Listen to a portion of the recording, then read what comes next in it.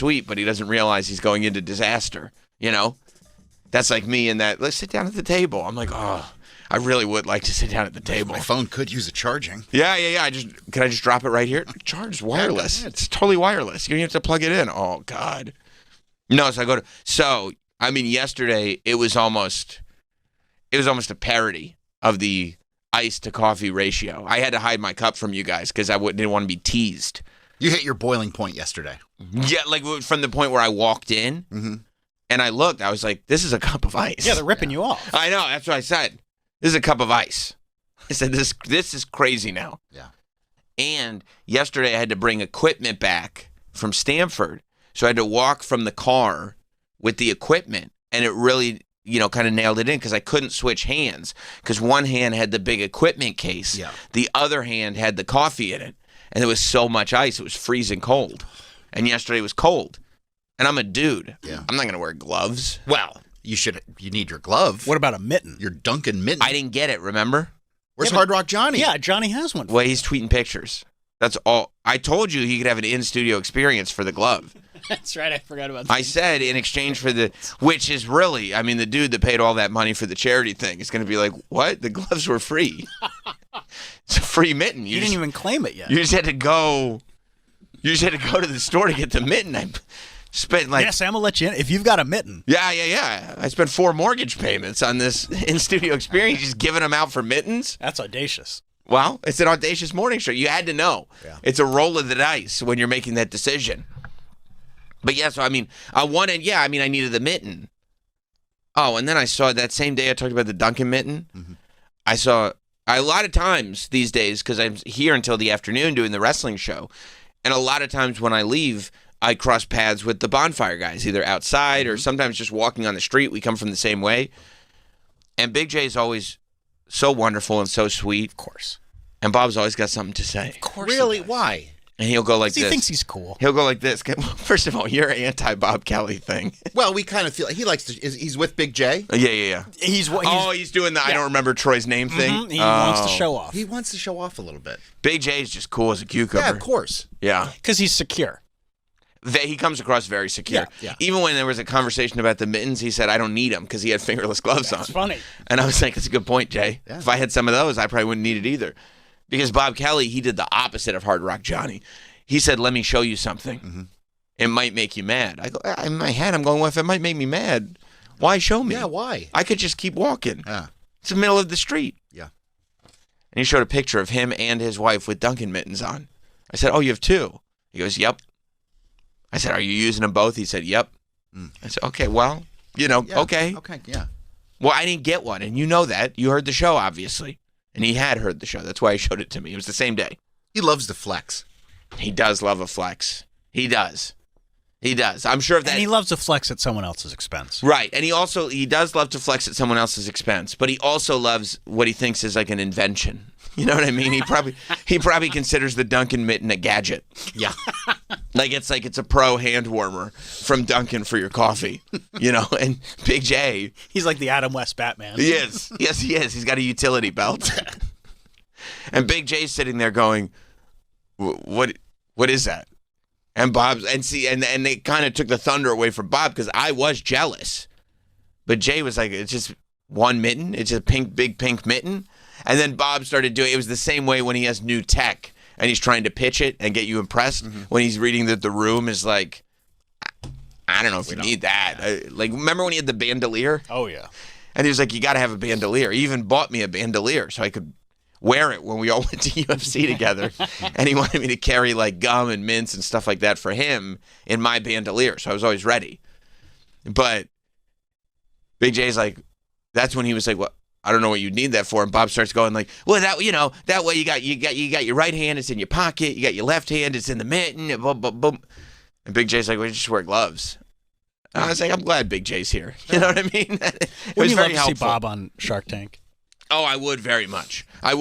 Because I think he loves to pitch so much, and he loves to talk to the room about this great product that I don't even think he would have to, I think he would just try to impress with the technology. I can't imagine how angry the Sharks would be when they started asking, what are your sales? And he had to tell him there were no sales. It's just an item he purchased on Instagram. He doesn't know anything about the sales. Yeah. No, I think he'd be great. I think he'd be great on Shark Tank because he'd get you excited about the gadget, except then the more he talked, the more you'd see like there's no Substance. there's no substance here. This is built on nothing. This is a weak foundation. Yeah. It's a giant mansion, but it's built on a swamp hole. You know, at any moment, the whole thing could sink. You ever worry about that in Florida? Swamp hole's just going to get you? Not really. I watched a video of two cars, and they pulled up to like an intersection, Saw that, yeah. and the light turned red, and as it turns out, the road was on a swamp hole, so the road just collapses, and the cars go down with real? it. Yeah. It's real. Yeah. It's real. I hate double-checked having it. to ask that. Well, you do. You do have to ask it. I mean, I was going to do a spoiler for Scream, but I'm not going to. But you do. But usually you can look in the replies because somebody has, no matter what gets posted, somebody has already asked Grok. There you go. Oh, okay. Yeah. And it was on NBC Florida or whatever. Like, it was on a news site. Whoa! Yeah. Yeah. The cars go, it's pretty deep. Like, the cars are all the way in and on a diagonal, and the video stays on long enough that you see the drivers in the cars waiting, like, okay, what's the move here? Yeah, of and course. I mean, you're like, All what right, the hell get just outta happened? here. Yeah. The two cars behind him are just slowly backing up. Dude. And yeah, they're just in a hole in the earth. I mean, they're lucky it was only that deep. I mean, sometimes they go real deep. Yeah, I mean, who knows? Maybe all the way down to that liquid magma core. Yeah. Then you're finished. Magma. Yeah, and insurance isn't going to cover that. Why wouldn't insurance Act of God. cover the sinkhole? God didn't build the road You on think the I'm swamp. joking? They will absolutely Really? You don't think so? try to deny any sort of They will coverage try. for that. But that's clearly like, That's an act of God. how so? They built the road there in the wrong spot. Right? Yeah, I would think so. If They're the not, road, they're not God, responsible for that. God would have told you, don't build a road there. That's a swamp. File a probably claim should. against the city. They should ask first. Right. Hey, God, is this a good place for a road? God go, no, it's going to sink for sure. If you have comprehensive, because sinkholes are considered sudden, unforeseen events. Comprehensive. Like flooding or fire. So you'd have, right, it's not like regular auto accident insurance, to your point, Travis. Yeah, but even flooding, didn't they try to like get out of all that with hurricanes, saying like, well, a hurricane is different than a flood? Remember they tried to get it out of with the wildfires in California. Yeah. So yeah, Yeah. of course they're gonna try. They're going to try. Yeah. That's what you're paying for your insurance, so you can pay for all the work they're going to have to do to try to not pay you. Yeah. That's where your money actually goes. It says, the AI says that car insurance will generally cover damage from a sinkhole if you have comprehensive coverage. And maybe in Florida, they're like, yeah, you have to get comprehensive coverage because a gator might show up, a swamp hole, like this whole place is insane. I think on the Gulf Coast, they're having a hard time getting flood insurance anymore because of the hurricanes. Well, yeah. And, I mean, it's like they won't even do it anymore. Right, because they're like, no. They're like, no, that actually might happen. It's going to keep happening, We so don't we're wanna not going to pay. insure. We're not going to insure. And you're like, but that's why I want the insurance, because I think that there's a high risk of it happening. And they go, right, but that's why we don't want to give it to you, because we might actually have to pay. Like, I don't know if you guys understand. Our whole business model is you pay us, and then we don't pay you. Yeah, and then we just keep the money. Right, you give us the money. We tell you we'll be here just in case. And then hopefully just in case never happens. And if it does, we'll pretend it's something I else. thought I was in good hands. Right, I thought you were a good neighbor. Yeah. Yeah, I mean, Go ahead. you got to be able to trust the road, right? You have to be able to just assume. The city would not have built this road on a sinkhole. But Like, I mean, infrastructure in this country is just Yeah, I thought that was supposed to get fixed. yeah, we went to war with Iran so instead. expensive. Oh, okay. Yeah, we did the Iran thing. So don't we have can kiss money. that goodbye, is what you're saying. Well, busy with Iran right now. Okay. You know? So, Put a And you know pin what? in it. You know what they say about Iran? what's that? Iran is so far away. Oh, Is that what the song is about? And we couldn't get away. Yeah. Yeah. We'll Yeah, table no, we're doing- infrastructure. Huh? We'll table it. You got to, because you got to. well, maybe once the war is finally over, then we can get to the end. We just started. Yeah. Oh. We just started a new one. We got to pop that Ayatollah. You know what I mean? But there's got to be an end point, right? Like we're gonna get to I don't the think so. end. No. I don't think so. TBD. Oh, no, okay. because nobody can really narrow down exactly like What the end game is? I mean, I have not heard I've heard multiple beginning games. Forget about the end game. You're just like, wait, we're doing what? And they're like, we did it. We're not doing it. We did it. And unfortunately, I did hear directly from the president that they accidentally killed everybody that they had thought about installing. Well, what can He you said do? third and fourth choice. What can you do at that point? Oh, God, all killed. Well, look. You're going to have a big footprint, and what can you do? Mm-hmm. You know what I mean? That's the whole thing. And I think... Well, he said now he's creating jobs in Iran, too. What, rebuilding? Like construction? No, like, a new Ayatollah. And he's got to do Ayatollah thing, too. That's right.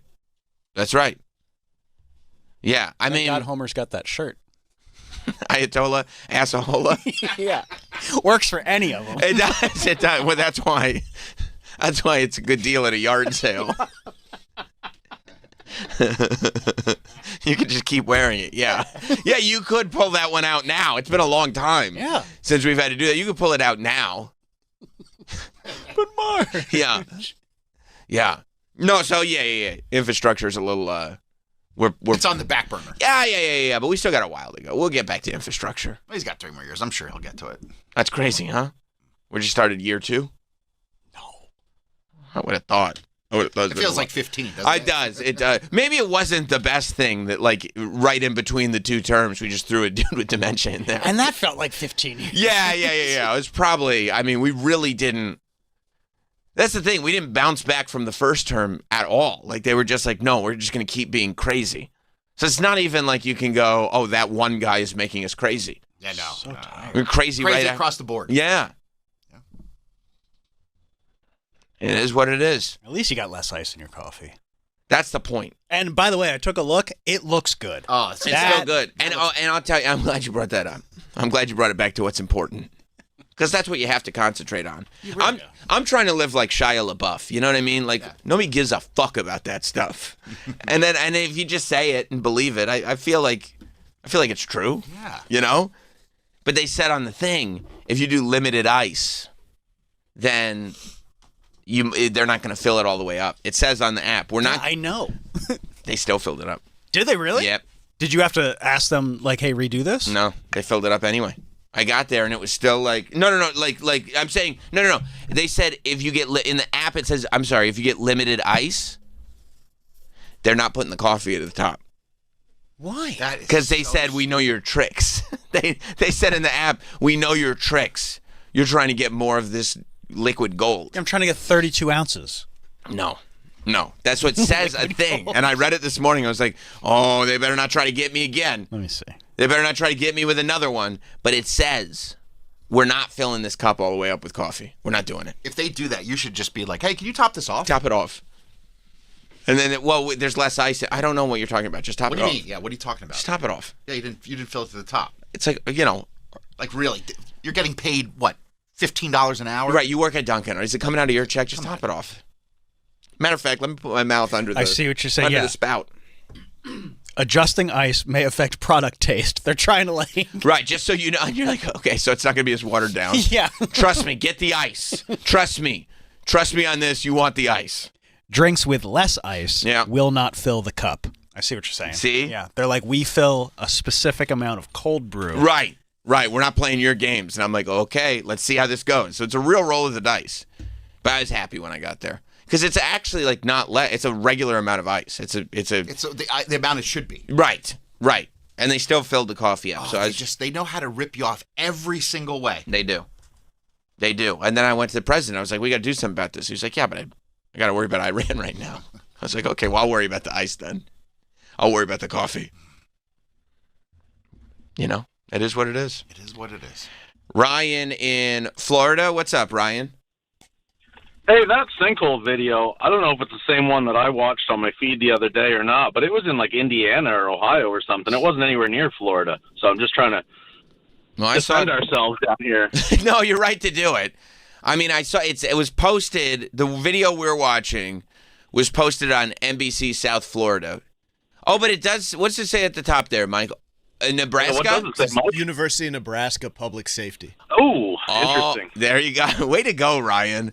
Way to stick Look at up for that. your The swamp spot. isn't falling in on itself after all. That's At right. least not this week. Yeah, Omaha doesn't know how to do their roads. Florida's good to go. Take that, Nebraska. Thank you, Get all the Ryan. corn. That's right. Thanks. Thank you, dude. Yeah, Nebraska. There Here's it is. the AP article. Yeah. Jeez. Look at that. On Reddit, they know it's a complaint. All ice, no drink. You know what I mean? It's like all gas, no brakes. Yeah. All ice, no drink. Look at that. Yeah. And you're lucky you don't get cream in it. Oh, forget it. I Then mean, they're so heavy with the cream. Oh, It comes yeah. out white. Yeah. You're like, this is all cream and ice. they're like, we thought this is what you wanted. Anyway, if you want to order another one, You have to tell them a splash of cream.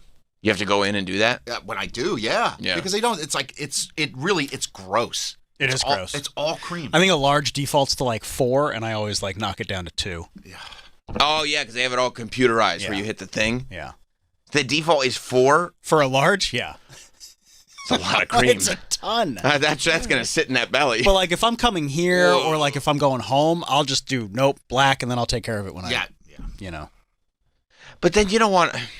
What? I mean, I get you're in the right I to want do it it. right. I wish I it was know. like Starbucks where you're in charge of putting whatever you want in there. I get. I look. I do get it black. So what do I know? But I like the beverage to be. You know. I'm coming to you for it. I don't want to have to I thought you were going to say like your men. black. It's a good line when that lady says it, isn't it? I love it. You love it every time. Every time I cackle. Let me ask you something. You watched Airplane for the first time. What year would you say? 82? Wow. Since 1982. was 43, 44 years ago, something like that. Has there ever been a moment where that hasn't been a funny line? It's hysterical. I would agree with you. Because you don't see it coming. You know what I mean? You don't see that. You don't think that lady's going to say that. It happened here. I heard it live here, and I was coming out. I was in the lobby. This is many years ago, and a very famous football player was here. Uh-huh. And one of the town people go, "How do you like your coffee?" Right.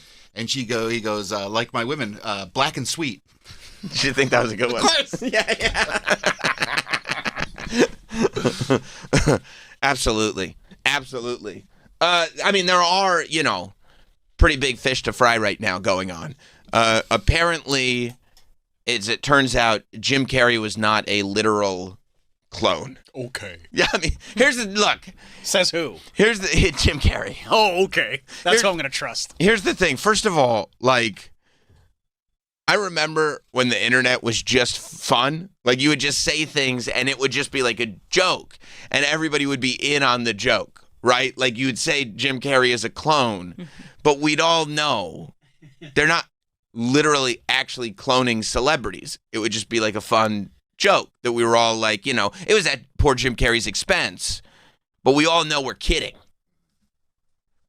But now, the minute you start going like, oh, this is kind of funny, this is kind of like a meme, you go, oh, no. There's all these people that are like, they fully believe it. They're 100% going, that's a clone. There's no humor to this. There's no irony. I'm saying they're cloning. We can't laugh about this. No, there's nothing to laugh about. One time he did a bit on Jimmy Kimmel years ago, and now he's a clone. And you're like, what about between the Jimmy Kimmel bit and now? He made many appearances since then. No. He did that bit on Jimmy Kimmel, and then he was cloned, and now this is a clone. And so at first I was like, oh, that's kind of funny because he does look startlingly different. He does. Yeah. Like it looks like I would say startling. His eye color is different. it's the eye color. His eyes seem like they're in a little bit of a different place. He seems more His puffy. lids are so puffed. Yeah. Yeah. Would you put it past him to do something like this, though? Generally speaking, no. But he was literally there talking about his father. You know what I mean? Like if you actually look into what he's doing, I think he was just there. Like he kept talking about his dead dad. Well, I believe it was him. And but like how much it means if to him. anybody who loves Andy Kaufman He would do as it. much as he would do that. He would do it. And I believe if this wasn't like related to his dad and kind of important to him, then 1,000%. I would believe that he wasn't cloned. No, but that he would. That he sent an impersonator. That he would send an impersonator. Yes, I would believe that Jim Carrey would do something like that because he also, and this is why he's perfect for this sort of internet meme thing going on, is that he's always been this guy that is sort of playing with the idea of fame, not taking it seriously, and pointing out the sort of absurdities that nobody else points out, but is all true. So he goes to the Caesar Awards, and I mean, I can't imagine just going and he's sitting there practicing his French. He really wanted to do his speech in French. And so he's spending all this time. Caesar Milan's from Mexico. I know. And honestly, I don't know what dogs have to do with this. Yeah, this makes no sense. Jim Carrey is not a known dog owner, I don't think. Maybe he has a dog, I don't know. His dad had a dog, if you talk about Plus, the dog people don't even like Caesar that much anymore. No. I think he's kind of mean to the dogs. This is all weird. But yeah, so he went to these awards, and he's practicing his French. He really wanted to do this speech in French. And then the only headline is that he was cloned because he looks so different. And I just can't imagine being Jim Carrey. There was a video of Jim Carrey the next day signing for people. And somebody asked him about it, and he was just like, "What?"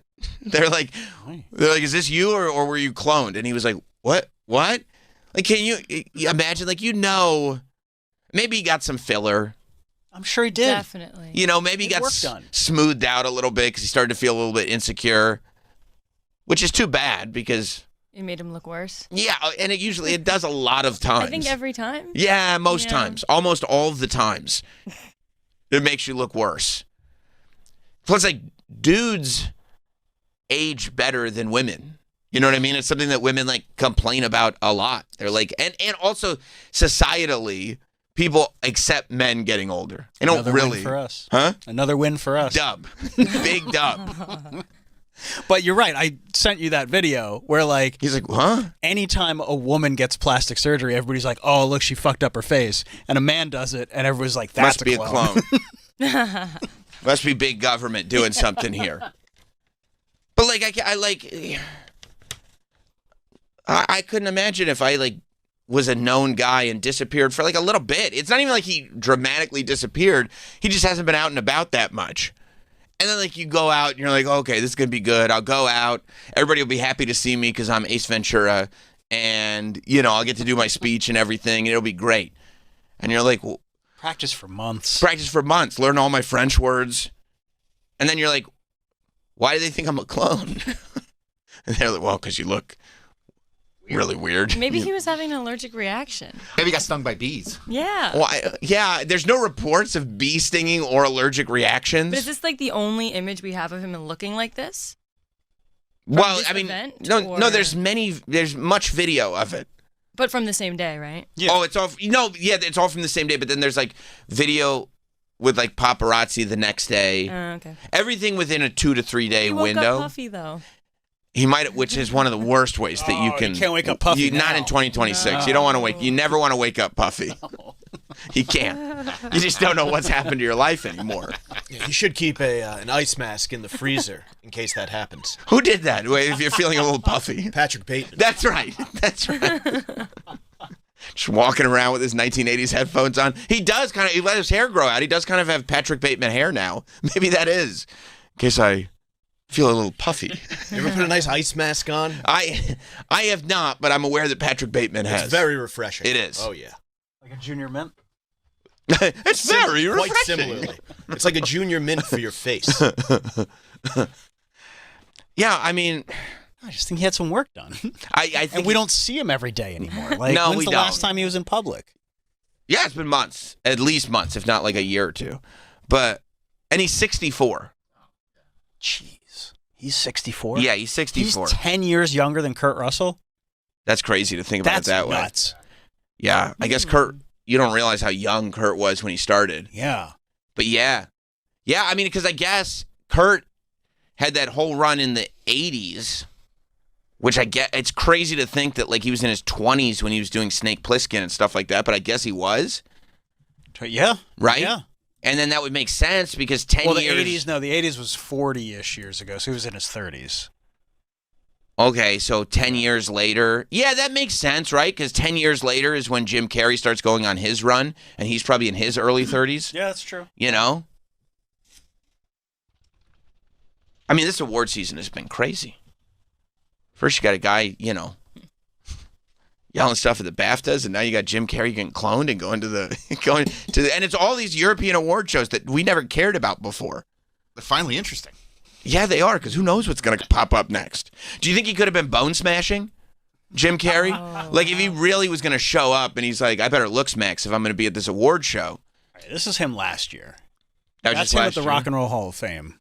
I mean, He inducted Soundgarden. he didn't look like he has work done there. No, he looks like he got a lot of filler. Yeah. But that's wild that he would just put that much filler in. Well, And maybe. then Maybe just it's the show first up. time he's doing it and you didn't realize that you need to do it like a lot earlier. Don't forget, Nicole got Botox, or at least she thought it was Botox, and she ended up getting botulism. Yeah. Her left eye went wonky because she got fake Botox in her face. You don't know what these people are pumping into you. Yeah, but Jim Carrey, I'm sure, has access to the best people. You would think so, but like once you're in the chair, you're in the chair. Who's to say? That's a good point. You know? Could have gotten a bad recommendation. Maybe you got somebody local out there. You know what I mean? Wanted the filler to be fresh. Yeah, they're like, man, you're looking a little saggy. He's like, oh, no. Oh, no. Let me get filler right now. Yeah, and they pumped up his face. And instead of like filler, it's fromage. Right. You don't know what you're reading in French. You don't know. Yeah, you're just signing. It's metric system. I don't know what this is. Please make me beautiful. Actually, it's just a substance. That's this is the final stages of the substance. You know what it is? I bet Matt Rife is Jim Carrey on the substance. Did you ever think about that? That Jim Carrey keeps taking the substance, and that's why Matt Rife keeps popping up? So he had to run home after this award ceremony? Right. And there's about to be that monster is going to pop out of his skin, that Matt Rife Rife's gonna monster. go on tour. Yeah. Absolutely. I heard Matt Rife is going to host New Year's Eve. That's what I've heard.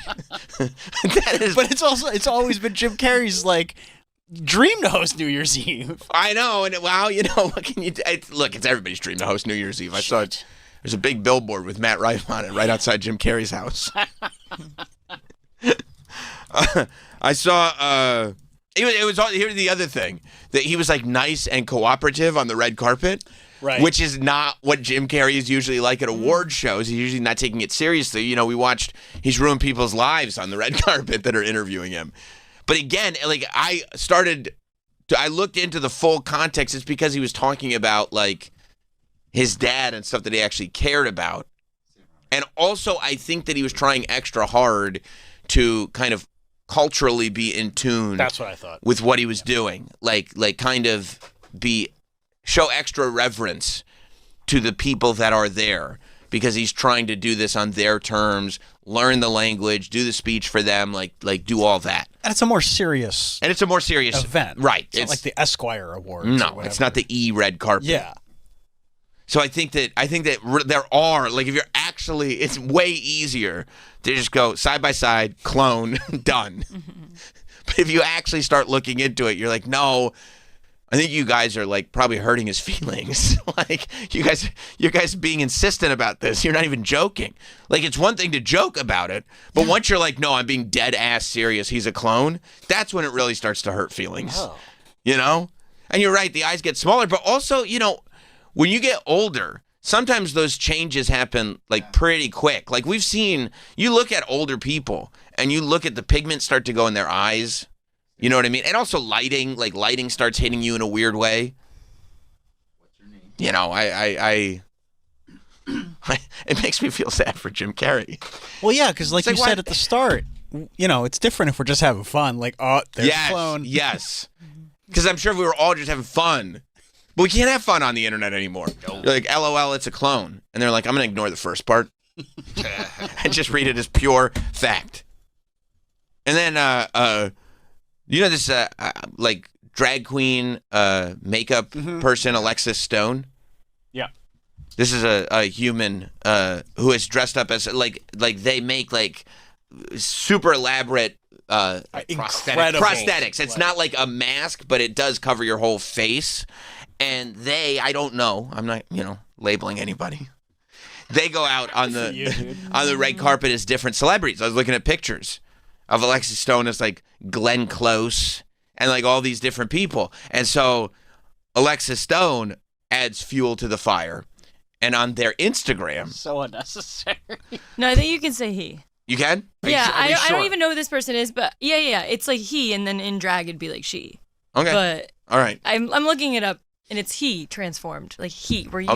using. All right. If you I'll use wanted it. to. I'm going to use it. Yeah. And if anybody asks, you told me I That's could. true. You I'll gotta take the Yep, heat. yep, You yep. said I could do it. Mm-hmm. Okay. But if we're talking drag, you got to be like she. Totally fine. In So when drag. Bob the Drag Queen is in drag, we go she. Yes. But when Bob the Drag Queen is just like hosting podcasts Yeah, with like Boston Monet Rob. Exchange in the trailers. Right. Like on Drag Queen Monet, like it's like we're all using she/her pronouns on Drag Race, I but see. in Traders we're talking about Monet and we say he. I see. Okay.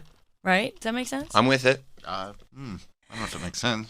I'll go with it. Whatever you want. Whatever you want. It's like the performance, like Sure. for drag. Sure. But if you're not in drag, it's like no, I'm just the guy. Yeah, I'm just dude. Yeah. Yeah, I guess RuPaul when he's bald, Yeah. he's he. Yeah.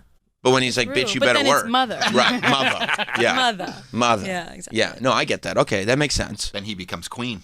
Yes. You bet he does. You bet he does. You better RuPaul work. rules. RuPaul is. I was about the shit. I don't want to say the man. No. No, he's the man. You could call him the man. Well, Figuratively But that speaking. wouldn't be the compliment that Rue wants. no. But like Becky Lynch is the man. Becky Lynch is the man. Right. Like sort of the man, like taking it back Oh, type of someone's thing. gonna clip that. No, I didn't mean it. funny. Not anymore. Was. So yeah, so Alexis Stone Sorry. goes on Instagram Yeah, you could say he. and puts. I'm just gonna try to avoid it I altogether. would avoid it completely. I'm gonna just avoid it completely. I'm gonna act like the pronouns didn't even come up. Sorry. What is a pro? Smart, right? Like I don't know. Maybe I'll just use proper noun. Alexis. Smart, right? Oh, yeah. I got this. I got it all under control. I don't know if you do. I do. Alexis. You could use other words. You say baddie, Oh, okay. queen. Queen. No one's offended by queen. No. I wouldn't. If somebody was like, Somebody's like, yes, queen. work You'd be like, queen, I'd be like, thank you. Itsy bitsy baddie. Oh, I like that. I like that. That's a nice ring to it. That does too. Sam Roberts, the Itsy Bitsy Baddie. Yeah. Yeah. According to your Duncan app. That's true. That's true. So Alexis Stone puts up an Instagram of like a prosthetic face mask and a set of teeth and a wig that looks like Jim Carrey's hair and just writes Alexis Stone as Jim Carrey in Paris. And I immediately was like, saw in the comments, JWoww went, I know. I saw. went, no, or whatever. Like everybody just believed it. And it just added so much more fuel to the fire that at first it was a clone and then it was Alexis Stone as Jim Carrey. That photo is clearly AI. Which one? That one, the one that we're looking Oh, at. yeah, of course, yeah. It's Yeah, clearly not real. I mean, you can see, it looks animated in the background. You can see the soft focus. Like you can, all the telltale signs. Eiffel Tower in the background. Sure, It's it's perfect. Paris, right? what else are you going to see in the background? That's like being like, hey, here's me in New York and the Statue of Liberty is just there. How else would I get the Statue of Liberty behind me? Yeah. Yeah, no, it doesn't. It's very uncanny valley. But so, of It course. made it so much worse. Of course it made it worse because nobody went, oh, that's funny. They went, oh, that's the truth. That's real. I see. We've uncovered the mystery now. Someone has posted. Yeah. They weren't like, maybe he's aging a little. Maybe, by the way, also as you get older, you start to bloat a little bit. You know what I mean? Troy knows.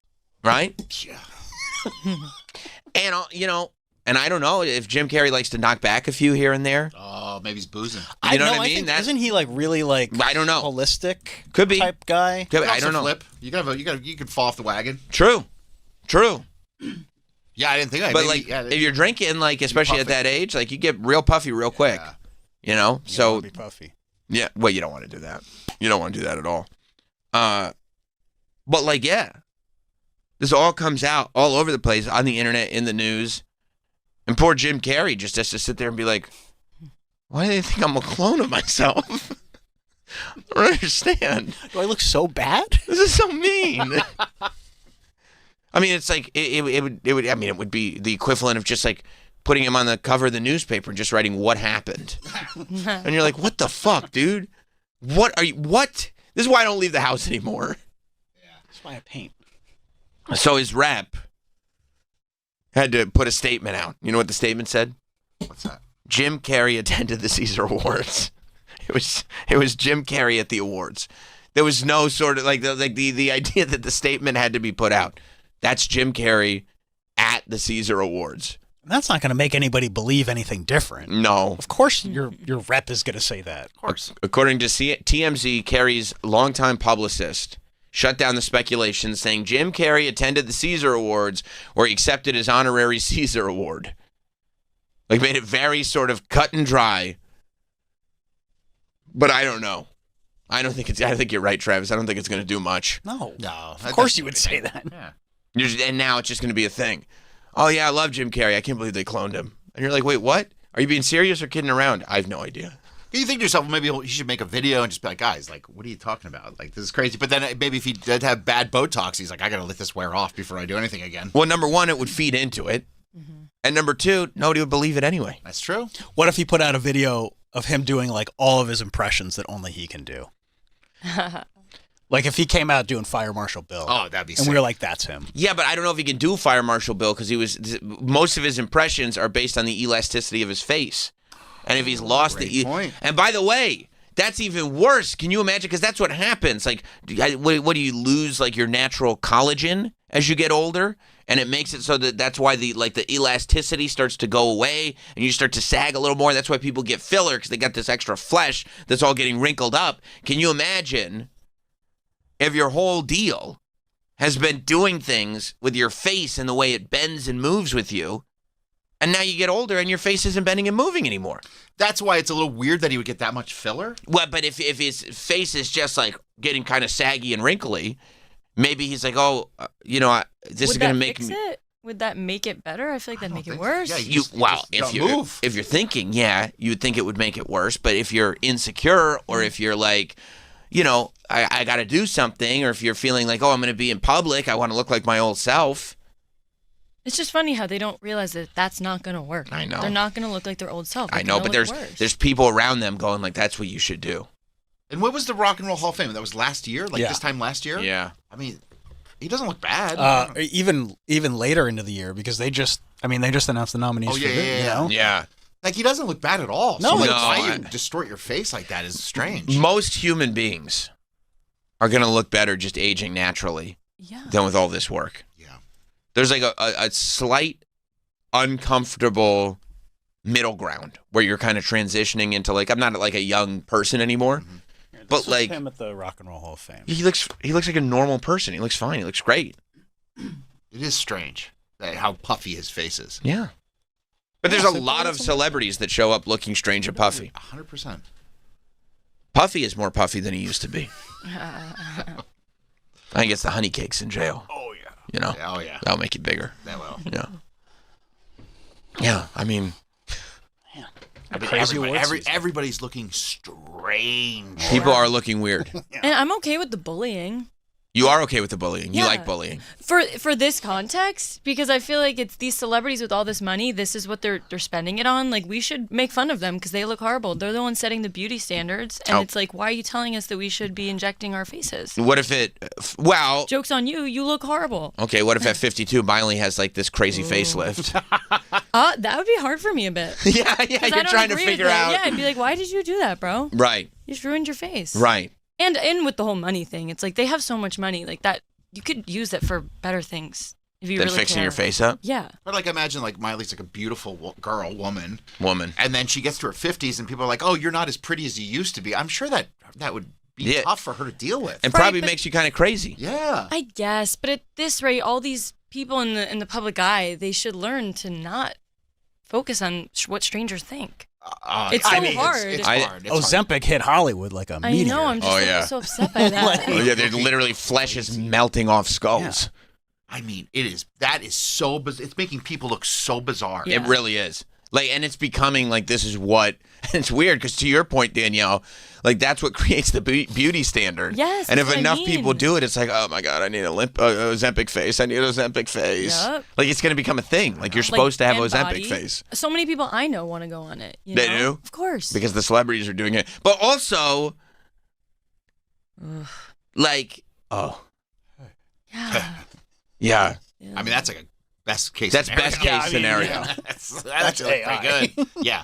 But it's like because the Ozempic face, like the way it just like it looks like your soul got sucked out of you. It Yeah. really does. You could tell by the neck too. Yes. You know, and like yes. the clavicle. Yeah, because that's what that's what it ends up looking like. Like it doesn't look like you've gotten yourself in shape. It looks like your essence has been removed. Yeah. You know what I mean? Oh. Like that's what when it's like when that smoothness goes away, it just looks like you have this thin layer of flesh over a skeleton, and whatever makes you a person is gone. Gone. That's what it looks like. I mean, poor Kelly Osbourne. I feel I can't even like look at her I know. photo. I know, so it's I think bad. she's got a lot of shit going she on. does For but sure. I think she was cloned. And notice nobody's talking about that. I think cloned. Yeah, that's another thing. I was watching Kelly Osbourne and Jim Carrey at the same time, and I'm like, guys, same but different, but still same. And then add Demi Moore to that. Is she getting a- What? Oh yeah, you didn't see her No. at whatever awards show she was at. Maybe it was the Actors Awards. That's a what, couple days I haven't ago. seen her since she won for the substance. She's real skinny now. and that's always been skinny. That photo with her with the sunglasses and the leather. oh my gosh. No. Yeah, it's Especially she literally made a movie about I this. Like she know. knows, but that's the thing. Like you can't. Oh man, that's Demi Moore. Yeah. Oh. Yeah. Well, you know what fucked her up? They made a movie about it, and then they didn't give her the award for it. They didn't give her the Oscar for it or whatever.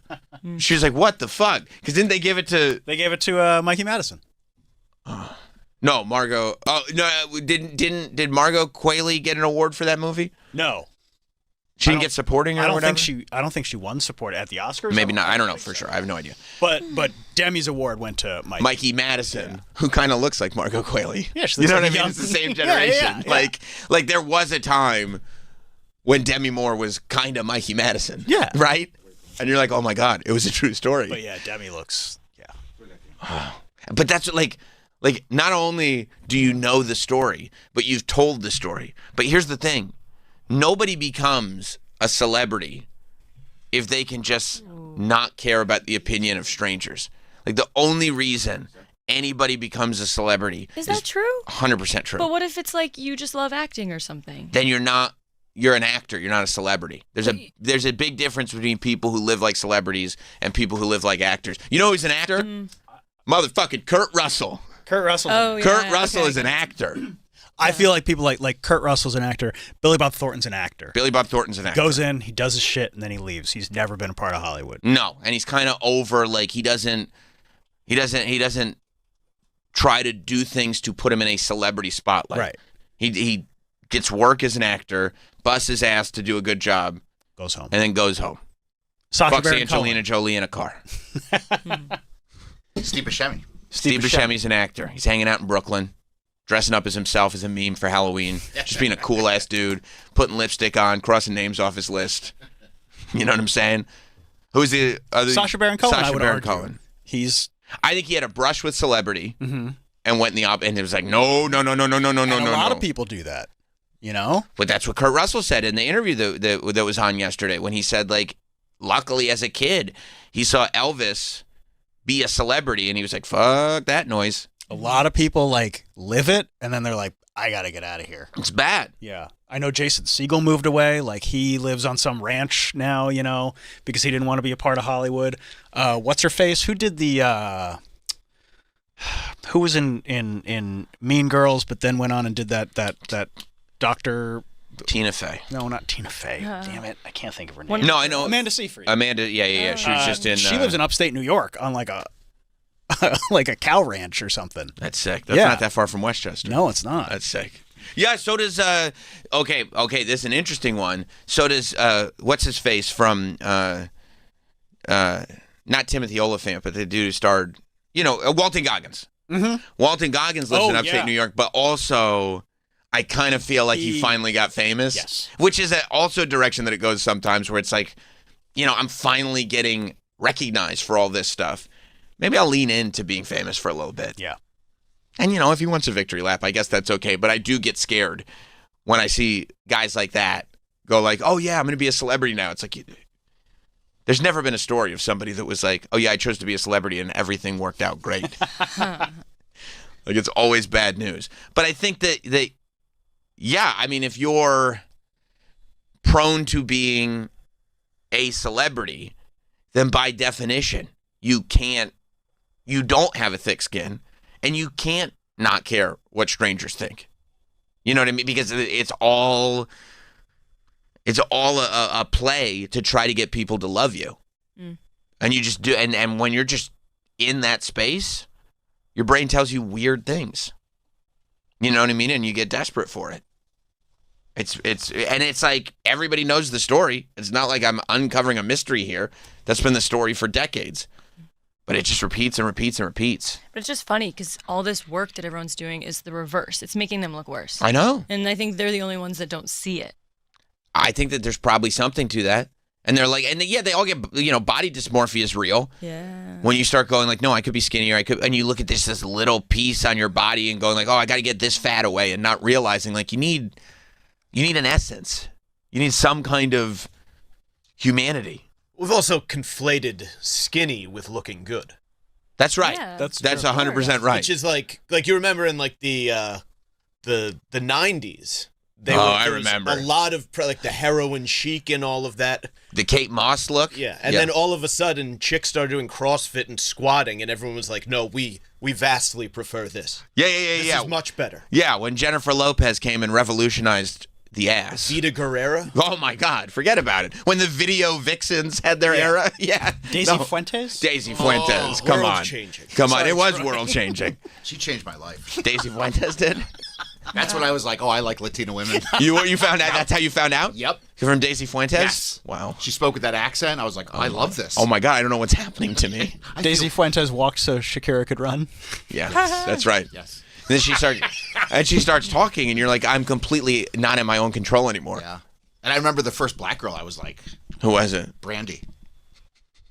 And you were like, yeah, you're right. The boy is yours. I was like, oh, I love black women. I can't believe this. I'm no longer in control. I don't know what's happening. Sean Penn. Yeah. You're like, I love him. yeah.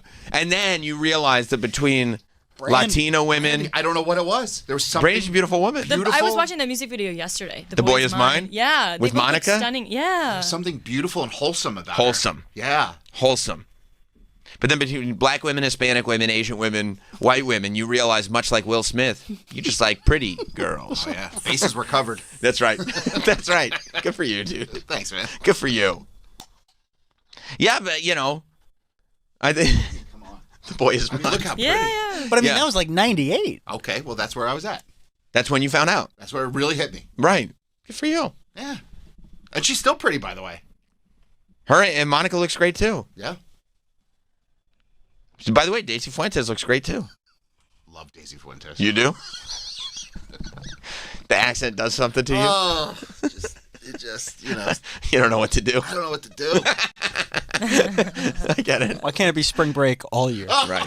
Always spring break. Right. And you're like, why is Dan Cortez standing so close to her anyway? Yeah, you don't want to see bony asses on the grind. You don't want to see that on the grind. No, maybe that's what we need to bring back. I mean, there are people that you look at, men and women, that were like, that you go, they would look a lot better if they would put weight on. Of course. You know? Yeah. But yeah, there's still people will spiral, man. I mean, I think the skinny thing has always been there. It's just that Ozempic and all this was never at everyone's disposal the way it is now. Yeah, and normalized too, where it's Yes. like people would just be like, no, this is pretty good. Like, I think it's just mainly for diabetes. I don't think it's just.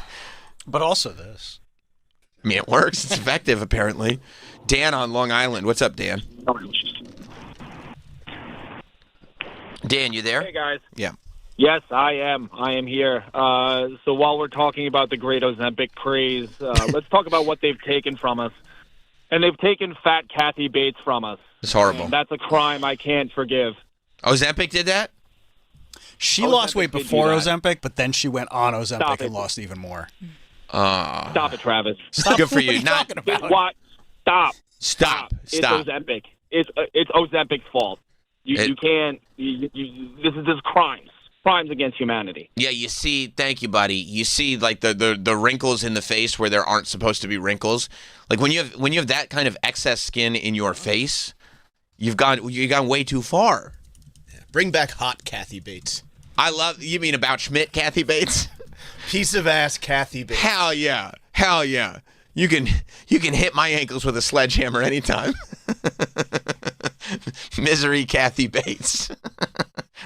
Look what you've done to us, Ozempic. Look what you've taken from us. Come and be the CEO of my paper company anytime. Bring your dog, baby. Michael in Cleveland. What's up, Michael? You there? Nope. No. All right. I'm not waiting. I refuse. Yeah. I mean, but look, it's difficult. Do you see? Are you guys up on the latest fitness? Social media guy. You guys know who Malibu FitMax is? Mike, you know, right? He has been very recently brought to my attention. Yes. Malibu FitMax has become very famous recently. Once you see his face, you might know who he is because he just like all of a sudden popped up on everybody's algorithm. Oh, 3 X's. Oh, of course. Yeah. It's 2 X's because it's not a porno thing, but it is to the max. His name's Malibu FitMax. And look, he is... What the hell His is face. Okay, well, guys... I'm sorry. See? that? What is No, he deserves it. Why do you keep saying people deserve to be mocked? Because they're wasting their money on setting unrealistic, horrible standards. Is that Nicole Bass? Oh, wait, that's not Nicole Bass. That's Malibu FitMax. And you guys... Are you sure? Listen, wait till you guys hear. Troy, that's Nicole Bass. It definitely looks like her. It's not her. Jennifer Coolidge? It's not Jennifer Coolidge either. Oh. No, Malibu FitMax is he's a fitness Instagram guy. And, he talks about going to the gym and he loves going to Costco and looking for like protein and stuff like that. Costco rules. Yes. But he was fairly wholesome. Like people kind of loved this guy, although much like you, heartless, horrible people, they all made fun of his face. Yeah, look at it. Period. They'd be in the comments. Is that how his face has always looked? Yeah, he wasn't born that way. No, I'm glad you asked that question. Because he, and by the way, I hope you both feel very proud of yourself, served our country as well. Okay. Okay? So these two, while the country is at war. That's right. These two are just disrespecting. I thank him for his service. Did he do this while he was in the service? Wait. Because there used to be an explanation. On his Instagram profile, he's got a very distinct face. I was actually talking to my trainer about it, and she said the funniest thing I'd ever heard, which was, I just thought he was Australian. Which I was like, what a great justification for that face. But he is not Australian. Oh, wow. He's American, and he fought so that you two can enjoy your freedom of speech and use it to disrespect Malibu FitMax, which is out of line. And on his Instagram profile, it said, survivor of an IED explosion to the face. Oh. And I hope you guys feel good about yourselves. Wait, what is that? Wow, it's interesting that you went to his Instagram profile now, Mike, because I can't find it. Well, okay, I'm going to tell you what it said. Why wouldn't it be there? It's a good question. It's a great question. It used to say What's wrong with his lips? right under, well, That was clearly the IED trap. the IED explosion. Thank you for your service. Right under combat veteran, it used to say survivor of IED to the face. Don't try that at home, folks. Oh, okay. And he did serve, and all was well. And they said, okay, well, you guys got to leave this guy alone. He's trying to. He's being wholesome. He's being nice, trying to get people in shape. And an IED blew up in his face one time. And he did that for us. And you guys are just disrespecting him. And then one day, my understanding, the chain of events is because he's known right now as the quickest rise and fall of any fitness influencer of all time. Mm-hmm. Now, I think he can bounce back. But why did he fall? Because one day, it's a good question, Travis. One day, he deleted the thing from his profile that said survivor of an IED to the face. Yeah, survivor of IED to the face with an explosion emoji. He deleted it, which is why, Mike, that will answer your question, why it's no longer in his profile. Why would he have deleted it? Well, that's a great question, Mike. Because unfortunately, the internet is very detail-oriented.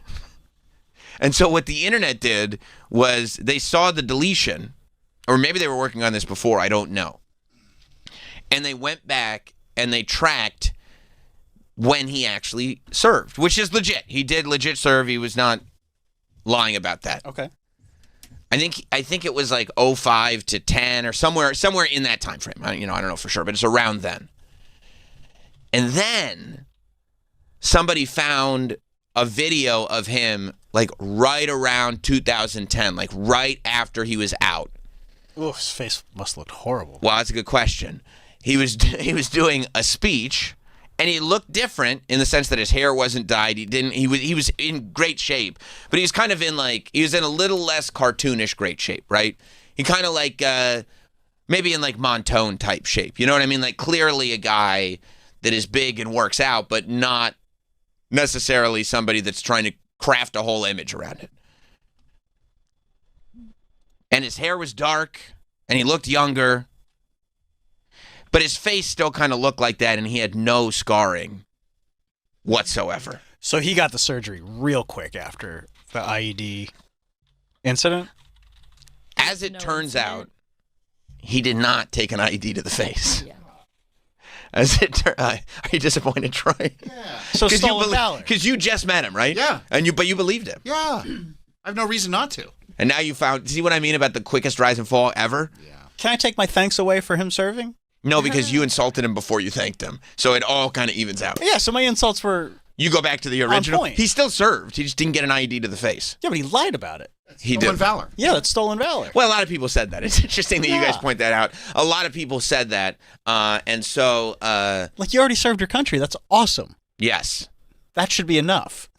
Well, it's not that I don't think that he wanted credit for taking an IED to the face. I think that he wanted people to stop making fun of his face. So he... So he lied about taking an IED Pocketed that to as it. an excuse? Yes, so that way it's like, well, don't make fun of him. He took an IED to the face. I don't think that is true. That's my Yeah, no, that would make takeaway. sense. I feel like he wasn't necessarily trying to, like up his stand. That's it. See, That's it? That's his face. His face looks fine. Well, I mean... it was fine. He didn't take an IED to it. But see how it looks like his lips are still weird. Yeah, but I mean... Like you would still make fun of his face like maybe a little bit, and then it looks like he got some work done. And so you'd make fun of his face a I lot don't of even it. think I'd make fun of that face. Yeah. That's just like, okay, that's how you look. He looks kind of like he looks like a character in a kids movie in the 90s that you would make. Like he looks like he'd be on Full House and he'd be the kid in Michelle's class who had big lips. You know what I mean? Like a typical, like if he were in your school, you'd make fun of him. Like he would try to get a date with Kimmy Gibbler and she would say no. Not the big-lipped kid. Yeah, exactly. Then there would be a teachable moment. Right, where he's like, this hurts my feelings. And you go, okay, I won't make fun of your lips anymore. But then I think because also, if you were done in the military in 2010, that means that it's not like he's a 28-year-old dude right now. Right. You know what I'm saying? Like he's not a young man. He's not Gen Z. And so I think probably had some work done on top of his face that already looked like that, and people kept making fun of him. And so he said he had an IED blast to the face so that people would stop making fun of him. Oh, yeah, that's literally what he said. I'm reading about it right now. Wow. You want to hear his apology? It's a video? Yeah. I do want to hear it. That's what all the good influencers do. Video apologies. Those work. Usually. 9 times out of 10. All right. I haven't heard this yet. Oh, wow. You didn't even know about it. No. This is Malibu. I wanted to talk to you directly about the claim that I made. I mean, could you hit pause for a Is that second? how he talks? His name's Malibu. What'd you think he talked like? No, you're right. That's very Malibu. What's up, dude? Yeah, of course that's what he talks like. This is Malibu. What are you laughing at, Troy? That's how Malibu talks. His lips like, hey, it's Malibu. What are you doing here? Dude, this is why you had to lie about an ID, because you guys are mean. He didn't have to. Come on. I mean, he sounds like every hungover 26-year-old girl waiting for a cold brew. It is a very good comparison, Mike. And if he's in Malibu, that's how they talk. That's how they talk in Malibu. Right. He could be on the California. was They made a just whole gonna say they made a whole that. sketch about Yeah. it. Yeah, talking about the roads. The overpass.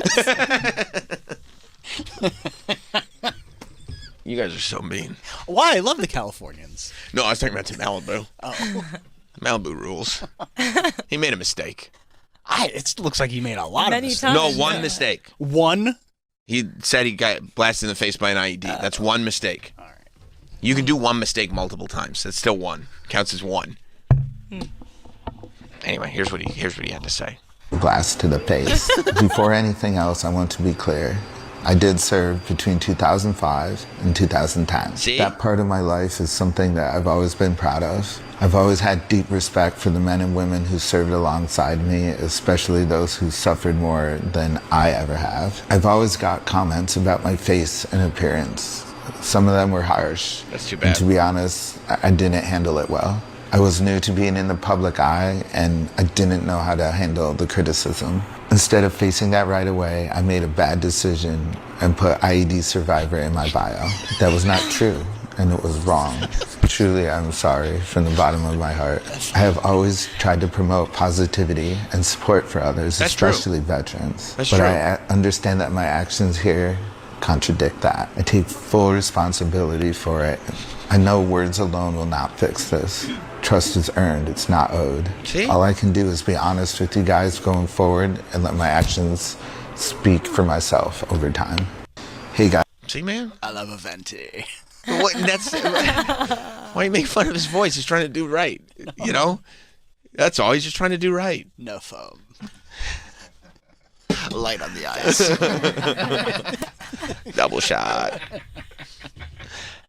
Yeah, man. I mean, you know. Too. You know, he's say whatever, dude. It's vibes, man. Do you forgive him? No. Why? That's a real shitty thing to do. What? Lie about getting an IED blast to the face? Yeah, because you're insecure. Well, look at his face. You know, and this People kept making fun of his face. I'm not looking at that face thinking, oh, that's why he lied. I'm looking at his face in 2010 that we already saw, thinking there's no reason to lie that bad. They made fun of his face a little bit in 2010. All right, well, deal with it. Well, he tried to. People make fun of people's faces all the time. Every time I take my glasses off, you're so mean. Yeah, but you said that your mom fucked a raccoon, and that was a lie. You tried to make your own excuses for it, for those beady, dark, soulless eyes. And then we found out your mom never fucked any raccoon. I know, I had to come clean. It you was in did. my Instagram bio. And then Travis had to go like this. I know, I said that my mom fucked a rodent, but that never happened. That never happened, and it's a mistake, and I know that words are not going to fix it. I mean, who looks worse? Oh, God. You. You didn't even look at Malibu for For sure, you. Yeah. Okay. You can't even look. I can't. You don't even look human, dude. It's because your eyes are so dark, I think, is what it is. And soulless, you know? There's no whites to You them. know what? You know what you should do is you should get like color contacts. That'd be Yes, Yeah, the that'd be good. reptile one. Like Blue? Marilyn Manson? Yeah. like all white. Yeah, Yeah, that'd be sick. No, Which if is you that got, like- little pupil dot? Like if you got like blue, like nice baby blue, you'd look good. Thanks, buddy. Yeah, but it would have to Sam, what do you think? be bad. You don't think that would work? No, because they'd have to be so strong to cover up all that just utter darkness. All right, I put him back on. Okay. Oh, you didn't put them back on. Gotcha. Oh, you did. That one you got me. That one you got me. They are bad. Whew. Just two Told you, it's the raccoon. beanie marbles. No, and you had to apologize for that. Yeah. We have to give props to our own Mike Montone. Why did he get Well, IED to the face? No, because he had an eye injury and he never blamed it on the Oh, military. yeah. Why didn't you say IED to the face, dude? Because that didn't happen? Oh, it didn't? No. Because remember, every time I would ask you when we were first getting to know each other, oh, it must have happened when you were serving, and you said no. Specifically insist that it did not happen. You have to appreciate his honesty. Huh. Because that'd be an easy one for him. But people teased you about your eye. Remember we did a thing called Lazy Eyewitness News? I know because I came up with that. Oh, you invented the name. Yes. You mean you leaned in and had fun with it? Yes. Oh. And what'd you get, ID to the eye? No, specifically not. Oh, so you can specifically say absolutely not that it didn't happen. Certainly. And in fact, in military circles, that would be the preferred response. It would be. Yes. Oh. So if one of your people, one of your colleagues that you had served with, if they had like big lips and you were like, oh, that's the guy we always made fun of in the barracks for having big lips. Yeah, old blowjob lips. That's right. That's right. Old DSL. Yeah, the DSLs. Sweet lips over there. If he then put in his Instagram profile that he was a survivor of an IED to the face, you'd be like, I'm not happy he did that. A lot of people would say that he was lying. That's right. Lying. Look, I'm not lying, okay? I'm not lying. I mean, Donkey Lips never lied. No, well, Donkey Lips never served, I don't think. Yeah, but everybody makes fun of him. There's evidence of the Donkey Lips from the time he was a child. Mainly from the show Salute Your Shorts and the role he played. Donkey Lips. That was a documentary. Yeah. It was a documentary about a summer camp. Yeah, so now he's trying to dig himself out of this thing, Malibu Fit Max. I'm sure he will. The public is so quick to just forget these days, especially when it comes to shit like this. And he's nice in all the other videos. At least he apologized. Like, the comments are all, "We love you, Malibu. Apologize like a man. Didn't make excuses or keep lying." Still a legend, is what Chess Bra says. So if Chess Bra, I mean that would be his circle now. Mike, if Chess Bra's okay with it, you got to be okay with it, right? It's Chess Bra. Yeah, it is Chess Bra. That's Chess Bra official.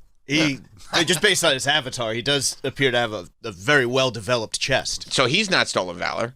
No. I mean, unless he's doing like some sort of silicone injection. Well, maybe that's to recover from the IED to the chest that he took. You never know. I don't know. Scroll down. Let's see. Are they all in support of Malibu? I'm sure they are. Hopefully, right? Public forgives. Still love the guy. Dude got caught, receives more support. What the fuck are we doing here? Okay, that guy is not. As a veteran myself, way to come clean. Okay. No, it's not okay. Wow. Bro is accountable. Respect.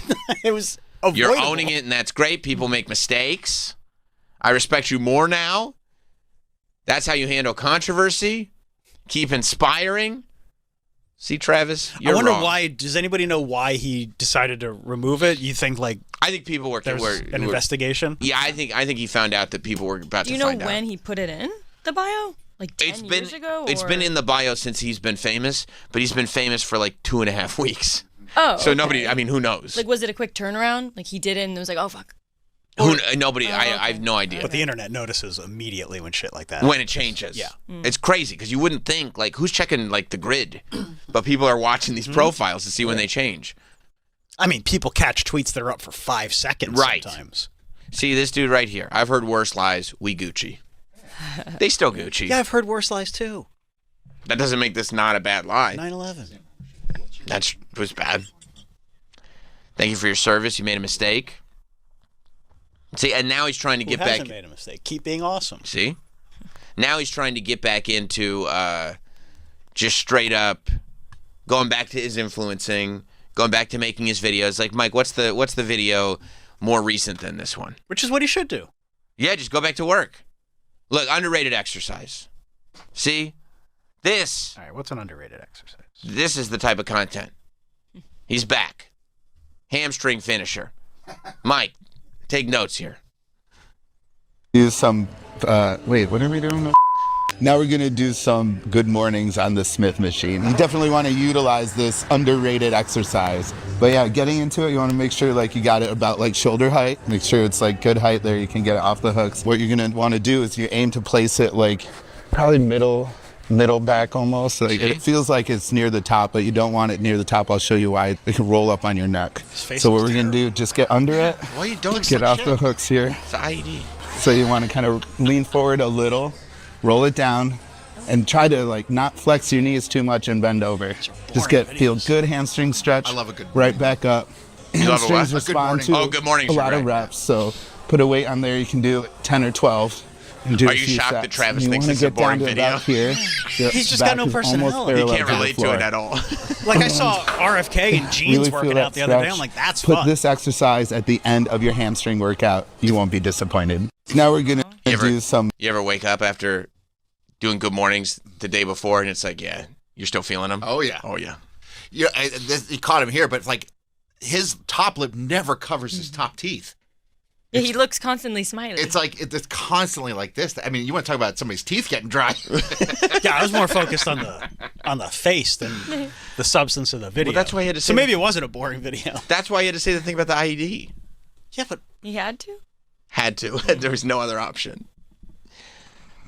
Yeah. So look, I'm sure he's gonna pop up on your algo. This is the history now. And now, listen. Yeah, I know. Every time we talk about something, it pops up on my algo. Now it's the we're trying to get on top of this stuff. Phone's listening. It's time for the redemption arc. The Malibu Fit Max redemption arc. I think that's what's coming. I saw you gave him a follow. That was nice. Yes, I did. I saw Ian follows him. Yes, yeah. Because like when I was researching all that, when I found out, because this got very big in the fitness community, and also once that face starts popping up on your algorithm, you don't miss it. Scary. Well, it's not scary. He's smiling. It kind of looks like Mickey Rourke. Yeah, it looks a little like Mickey Rourke. It does look somewhat like Mickey Rourke. It looks like he's Mickey Rourke maxing. Yeah, I see it. But and then when I started watching more videos to kind of figure out what the hell was even going on with this dude, I was like, you know what? I'm gonna give him the follow. I like this guy. I like stay in the loop. Yeah. You're pretty liberal with your follows. How so? Like, just follow people. That's what you're supposed to do. That's yeah, what but the I whole like my platform feed. is. But I like it curated to what I actually want. Well, you're always down for some good fitness. I don't think that's why he's following. Yeah, I'll follow fitness people. Just to see if there's something you're missing, right? Good fitness people, yeah. Protein heavy options at Costco. I follow a bunch of Costco accounts. Yeah, for sure. Why? I mean, you're following Disney pins, dude. No, dude, I don't do Disney. You're following 1,700. You're very liberal with the follows. That's a lot. You're stingy with the likes. Stingy with the likes, liberal with the follows. Wait a minute. Yeah, I mean, 1,752. That's a lot. That's like pointless. That's a lot. Well, you're not just getting what you follow. I mean, what are you? What is the this? algorithm is all weird now. It's all sponsored. What is this? The beginning of Instagram? No, but it's like I only want to see who I follow. I only want to follow what I actually want to see. I get. There's a feed where I keep getting other stuff. So you do see other stuff. No, I follow it all. I want to know what's up. I want to know what's really good. That's the thing. I want to know what's really good. Okay. You know? Plus, I don't read books anymore, just infographics. If you're not reading books, can you return mine? I did. I think, because Troy, I gave you your mic back, right? So I'm sure I gave you your book back. No, you only brought in the mic. It's on video. I don't think I would have done just one. That's crazy. Yeah. That feels like spiteful. Because they were in the exact same place. So I had to move it to get the mic. Yeah, I had to move the book to get the mic. So I definitely would have brought the book back for sure. Yeah. No, but also, I mean, your followers to following ratio should kind of match up. Like, you don't want somebody. No, I don't think so. No. Yeah. There's so much junk. I'd follow this guy for like 2 weeks. I'm like, what am I doing? You unfollow? I don't ever. I unfollow all the time. Yeah, if I'm why did I do this? I don't unfollow. No, who cares? No. Really? Yeah. It's just junked up with people that were like interesting like for a week 2 years ago. Yeah. If I'm not interacting with the post or if I'm not stopping to look at it, and it'll never come up on my feed anyway. I always fear that it's like pushing stuff that I actually want away.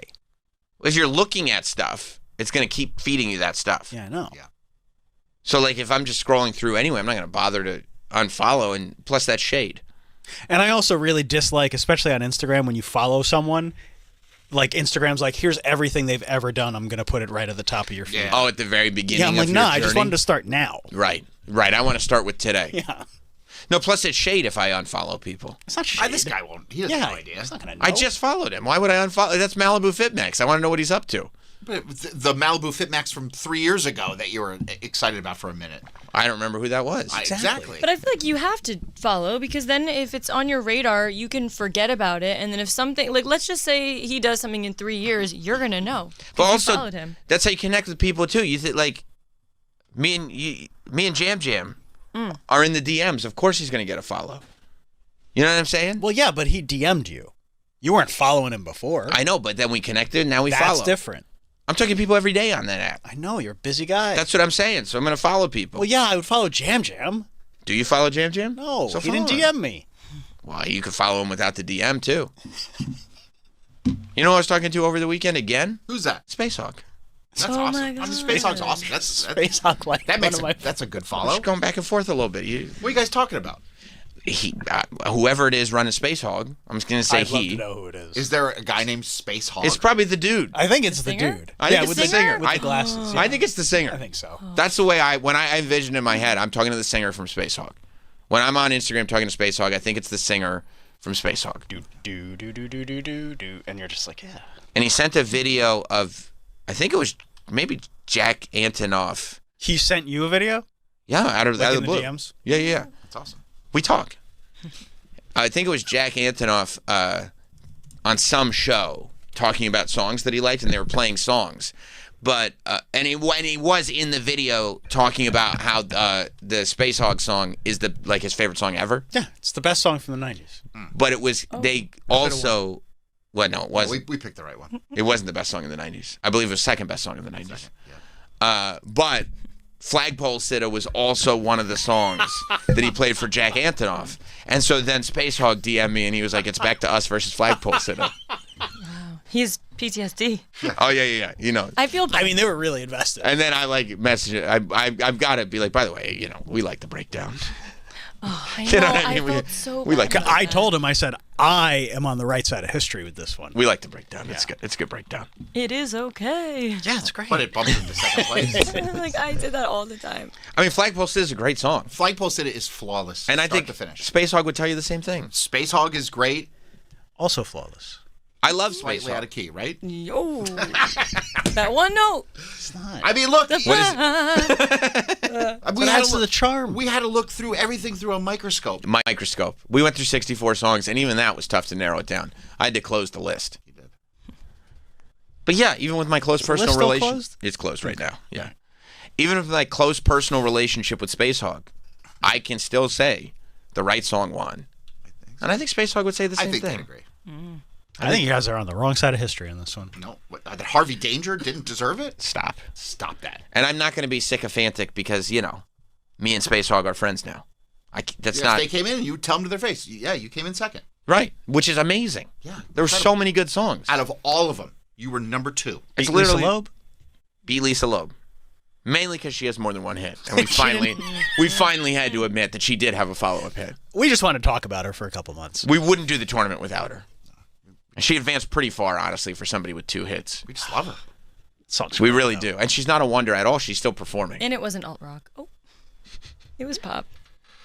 Well, I don't know if I What? can take you that far. It was on alt rock stations. Really? Yeah. It was on alt rock. And also, when that song was a hit, she wasn't part of the machine. Like, she was the first unsigned artist, or one of the few unsigned artists to get a hit that became huge. Yeah. You know who directed the video? Jack Antonoff. Not Jay. No, he was a child. He was very small. Spike Jones. Not Spike. No. Sick. It was Ethan Hawke. Oh, I I did did know know that. that. Yes. Ethan Hawke directed the video because they lived in the same building, That's awesome. Wow. and he just thought she was great, and he was right. Ethan Hawke He's never been wrong. rules. He knew. He knew. He heard that tune. He's like, oh, this is fire. Fire. And that video's great, by the It way. is. He should have just kept doing videos. He would have been the Michel Gondry of his era. What else did he end up doing? Movies. Oh, he did movies Yeah, after that? yeah, Oh, that's yeah, cool. That's yeah. cool. I'll check some of them out. Married Uma Thurman. He did? Yeah. That's cool. Do they have any kids? Yeah, one at least. Oh, really? Yeah. What's she up to, the kid? She's a actress and a singer.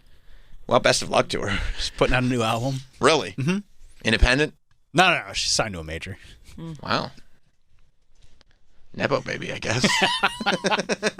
I think I saw, speaking of Nepo babies, I think I saw Gracie Abrams promoting Steven Spielberg's daughter's album. Oh. That's awesome. Why all these Nepo babies get all this love, but we can't get anything for M. Night's daughter? Well, he got a whole movie. Poor M. Night. M. Night went too hard in the paint, I think. Oh, yeah. M. Night went, you can't say the quiet part loud. M. Night went hard in the paint for his daughter, and everybody rejected it. They said, this movie sucks. And then, unfortunately, it did suck big time. He clearly didn't even take the time to write the movie. He was just trying to get his daughter's music on a stage. Such a shame. About the movie? Every time he puts out a new movie, banger trailer. Trailers are always like, ooh, I want to see that. Right. And then, you see more than 2 minutes, and you're like, oh. No. They're real good M. Night movies. Yes, scattered throughout a really subpar catalog. Well, it's tough to do because you guys see Trap? That's what he was just talking about. It fucking sucked, dude. I loved it.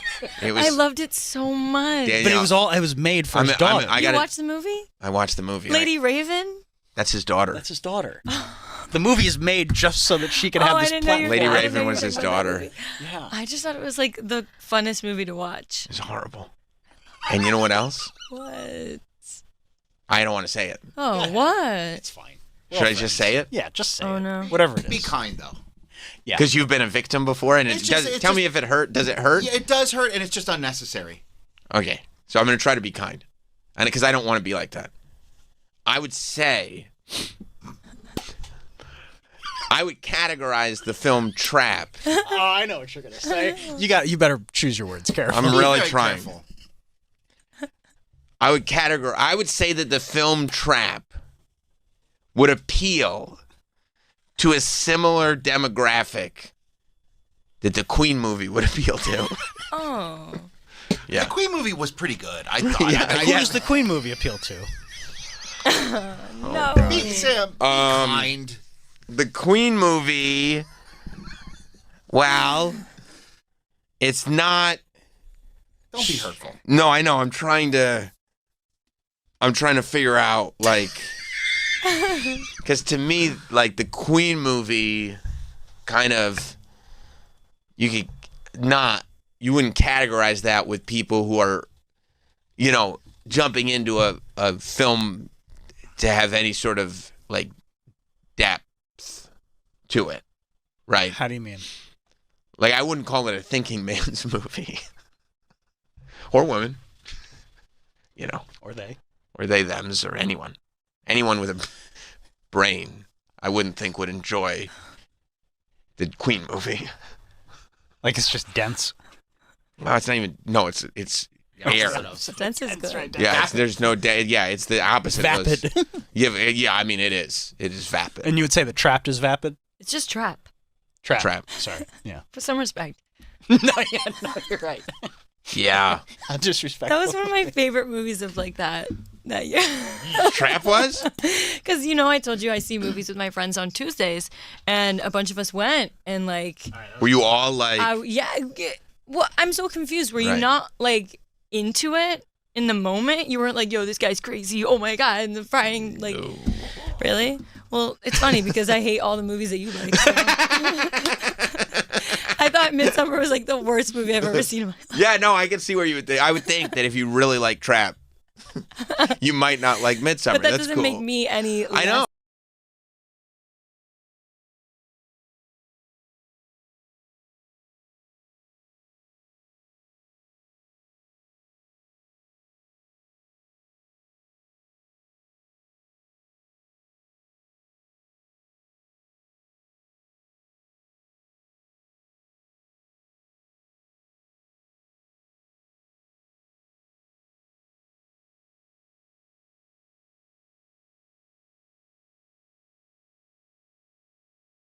Law. Yeah. Anybody that doesn't see eye to eye to him on everything with movies, he gets With he pretty much thinks them as less than. Not just movies. Right. Okay, fair enough. But I think also, and this is what Travis is talking about, sometimes you have to judge a movie based on your experience watching it, not afterwards thinking, was that good though? Whereas I just think about how I felt while I was watching it. Same with Madam Web. which everyone said was a horrible movie. I love that movie. You did? I didn't even see it, I to had be such a great fair. time watching it because it was like, what the fuck am I watching? I've been in movies where I can tell the people with me are having a good time. And you're not. And I have to, like, I tell them, like, they go, like, they start talking about the movie, and I'm just very quiet. And they go, what'd you think? And I go, don't ask. Don't, like, it's gonna, don't ask. And then they insist on asking, and then they start they get defensive because you do. Because you for some reason feel like you have to be mean about it. Well, that's why I said don't ask. Like, you could just be like, yeah, I didn't really like it. I didn't care for But that. you don't need to generalize like, oh, anyone who likes that movie is. Oh. Yeah, you're stupid. You're the stupidest person I've ever met in my entire life. I didn't say that. I mean, in a roundabout You way. said someone without a brain would like the Queen movie. Like No, it's I for didn't dumb mean that. people What? who can't like ascend to your Level of level consciousness. of You're on this consciousness. Yeah. superior level that it's so hard to attain, and if you can't make that, Well, I don't You're think a level 8 thetan No. when it comes to movies. To be fair, I don't think the intelligence level of realizing that Trap or the Queen movie are hideous. I do not actually think that's very hard to That's attain. her favorite Oh my movie God, I from love 2024. Now, a lot of people don't like Maxine. It's the third in the X trilogy. But it plays upon like a lot of sort of B-movie tropes, 80s kind of cheesy horror. Abigail. Abigail. I You don't didn't see know. Abigail? Honora. Honora was really very good. Heretic. Oh my gosh, Honora and Heretic are both like. I mean, they really. I don't want to. Again, The Substance. all three of those movies really. Terrifier 3. I love Terrifier 3. I can see it's not everybody's cup of tea. It's very gory. It's fine. Madam Web. That was a big year for you. Hey, It was, yeah. Long Legs. Smile 2. I'm gonna say this. I might go so far as to say movies like Honora and the Substance really eat Trap's lunch. If I may be so bold. Nosferatu. Nosferatu was really good. 2024 was a great year. It was a great year. Not everything was perfect, but it was a great year. Yeah, I didn't see any of those. No, I think sometimes I get aggressive in my opinions, especially with a movie like Trap, because I like M. Night a lot. Wicked. I didn't see that movie. Moana 2. Inside Out too. Inside Out 2. Moana 2 and Inside Out 2 were both incredible. Incredible. Maui pulled it off again. No, I had very high expectations too because I like M. Night and I like Josh Hartnett. And the idea of Josh Hartnett Thank you. getting a comeback arc was very, very exciting to me. And he did have one. Yeah, because he was in what else was he in? Well, he was in the atomic bomb movie, Oppenheimer. Yeah, but something else. Oh, Black Mirror. I'm thinking about that. Yeah, he was around the incredible same in time, Black right? Mirror. Yeah. Yeah. And I like both those things. I got very excited about this movie Trap because I do like all these M. Night movies. I like that one where they go to the beach and they get all old. That one fucked me up. Old, right? Old. Yeah, is that what it's called? Yeah. I think so. Yeah, when they watch, when they watch their kid. Yeah, having kids fucked me up. When their kids go to this beach that turns everybody old, and you watch this 8-year-old all of a sudden become like 20, and you just miss their whole childhood. You're like, what the fuck? Where's the reverse? You can't, and there is no it fucked me up. Something fierce. I like that. I like that movie where they go to the grandma's house. I like that movie The a lot. Visit? I love that movie. Grandma's house? No, Really? that's That's Grandma's so Boy. I like The Visit a lot. That's right. I like the movie The Visit a lot. You see The Visit? I saw it in theaters when I was in 8th grade. I think saw it was the first horror movie I ever watched. Did you like it? No. Okay. I thought I thought it was fine, but I kind of thought it was stupid because I think But Trap is horror that's Go ahead. well, no, but I think horror that's supposed to be jump scares like that can be dumb. Like when the grandma was running, running in the crawl space, I was cackling, bro. I get I was like, that. am I supposed to take this seriously? That's fair. Also, Also, horror can But my friends were morph like scared into, and shutting their Yeah, eyes. yeah, And I was no, I like, get that. guys, come on. I also think old people with Alzheimer's are scary. I think Right. that In is general? I think that is a thing that I find scary.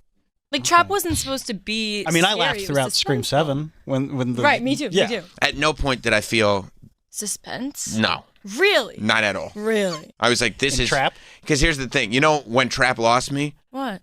when the guy at the merch booth is like, "Don't tell him I told you, but here's what's going on." I was like, "Get the fuck out of here!" Why? That happens at merch booths all the time. Because I went like this. Those hourly employees know everything. Just write a script. Don't just invent a character that gives you the whole base of the movie. Just write a script where things happen. You can't just have a guy who announced like it felt like it was like one of those Netflix movies that they make for people who are on their phones. Oh, wow. Like where a man goes like, "Here's the plot of this movie." And it's like, "Oh, got it. Thank you, sir." And I'm like, "What? Just make the movie." I think you shouldn't have gone in with any expectations. It's M. Night. Yeah, it's impossible. I guess. But for me, I didn't have that. Plus, he spoiled us with Split because we all thought he was back. Oh. Right. Split was good. Split's great. Like, I'm not a movie buff like you, so I think that's also it. Like, I Also just was half like, hey, his I'm seeing... age and a female. Have you seen The Sixth Sense? No. Do you know what happens in it? No. Watch it. Sixth Sense is amazing. I probably wouldn't like it. It's M. Night. You like Trap? I think you'll. Maybe. If you like Trap, but you don't. If you were like, I don't like this movie, The Sixth Sense, I'd be like, okay. I've just never heard that before. I've never heard anybody say I don't like The Sixth Sense. So for Sam and like anybody like in our generation, you have to go in with expectations with M. Night because Sixth Sense. Because the Sixth Sense, the twist in The Sixth Sense is one of the greatest twists in any movie ever.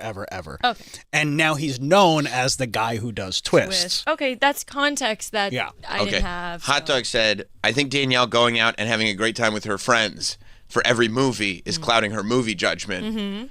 Which is fair, and you did kind of say that the experience is a big part of it.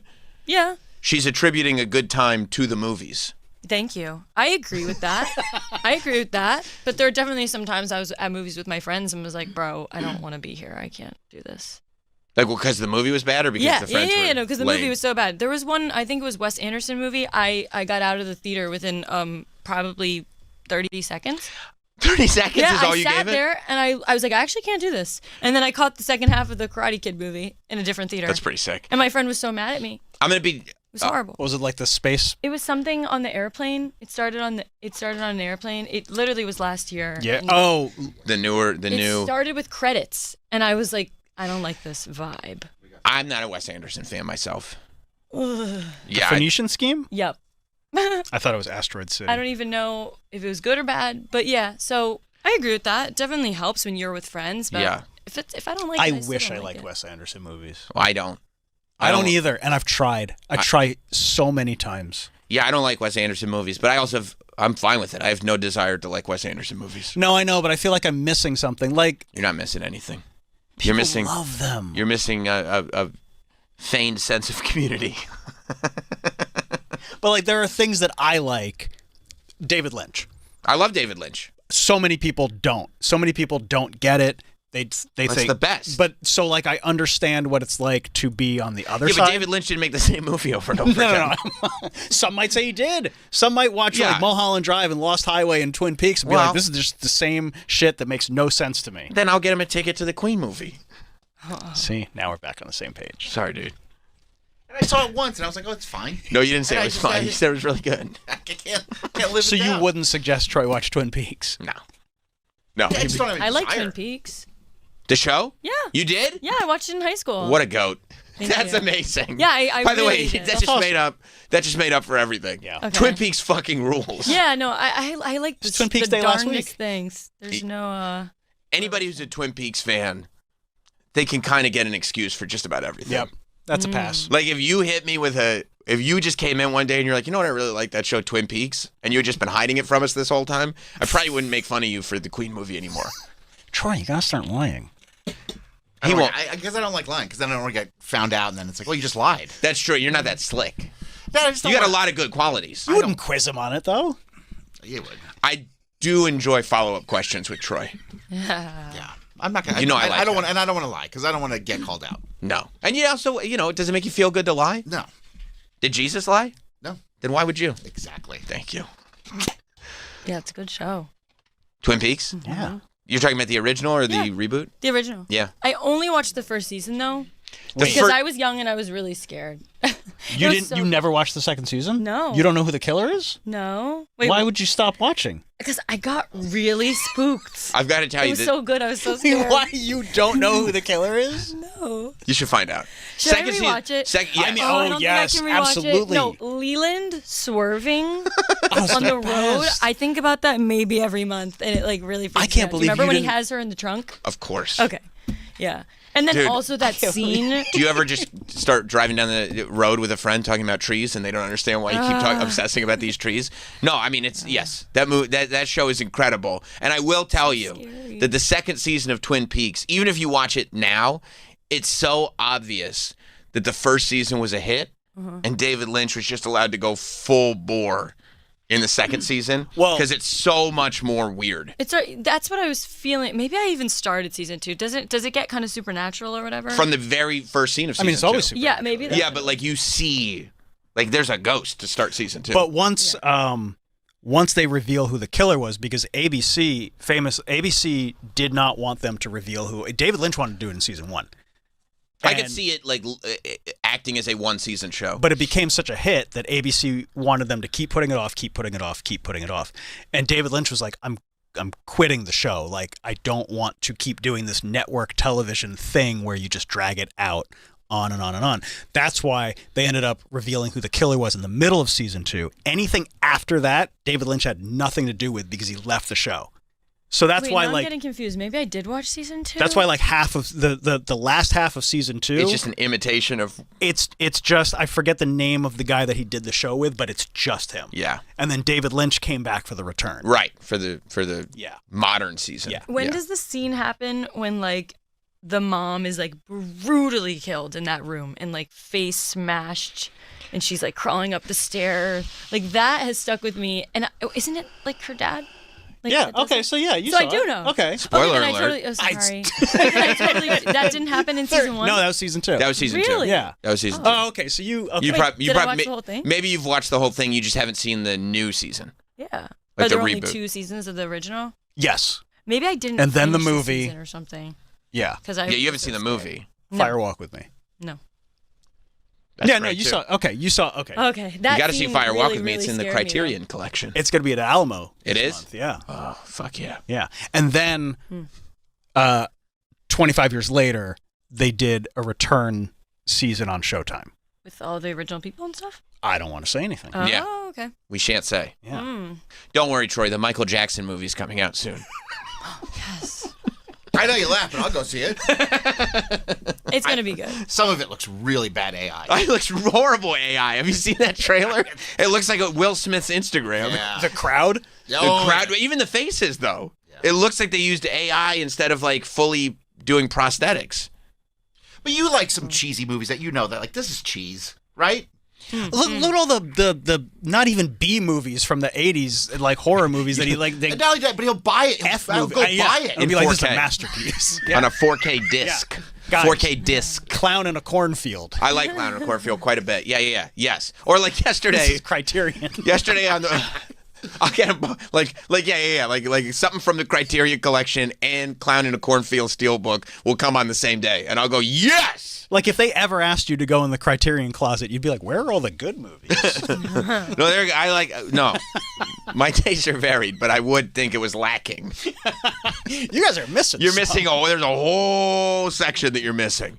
Literally yesterday doing the wrestling show, and I made some comment. I don't even remember what the reference was, but I think it was it was very similar to my movie taste in wrestling, like liking cheesy stuff and also really good stuff. It was like, and I said like I love the movie Rocky with Sylvester Stallone, That's a great movie. but I also celebrate Frank Stallone's catalog. Yeah. You And- love Frank and- Stallone. Love him. And so Sumu goes, I could not name a Frank Stallone movie, and I was like Savage Harbor. See, that's what I'm talking about. Or what's that? Okay, but I would tell you. What's go that ahead. Sylvester Stallone movie that you love? Cobra. Cobra. The story. You knew exactly. The story of Marion Cabretti. I have it on 4K. See, you love bad movies, but you Yeah. get something out of it. I do. Why? Because those movies, what I really get out of it is that I can't. Like, it's so hard to get a movie made. Like, it's a really tough thing to do. And like the fact that this thing got done start to finish and got out there By a major studio. like I'm sitting there like already in like my joy. I also, you know, we can all agree on what's happening here. And then I can go at like when everybody's like, we're putting this like we're putting millions of dollars into a movie and putting it in mainstream theaters and it's shit. and everyone's like, no, it's kind of good. I'm like, what are we talking about? But when you have a movie that is shit and everyone's like, it's shit, then you can go, okay, now that we're there, let's start pointing out all the great stuff about this. Yes. Right? Like, it's so bad that it's good. Yeah. That's how I felt about Madam Web. I might be willing to. I mean, yes, when you're going with that mindset of like, fuck you see it. This Morbius? is gonna be bad. No. So don't you feel like when Morbius 2, It's Morbin Time comes out, you're going to be lost? What? No, I'm just kidding. They all said Morbius was the worst movie ever.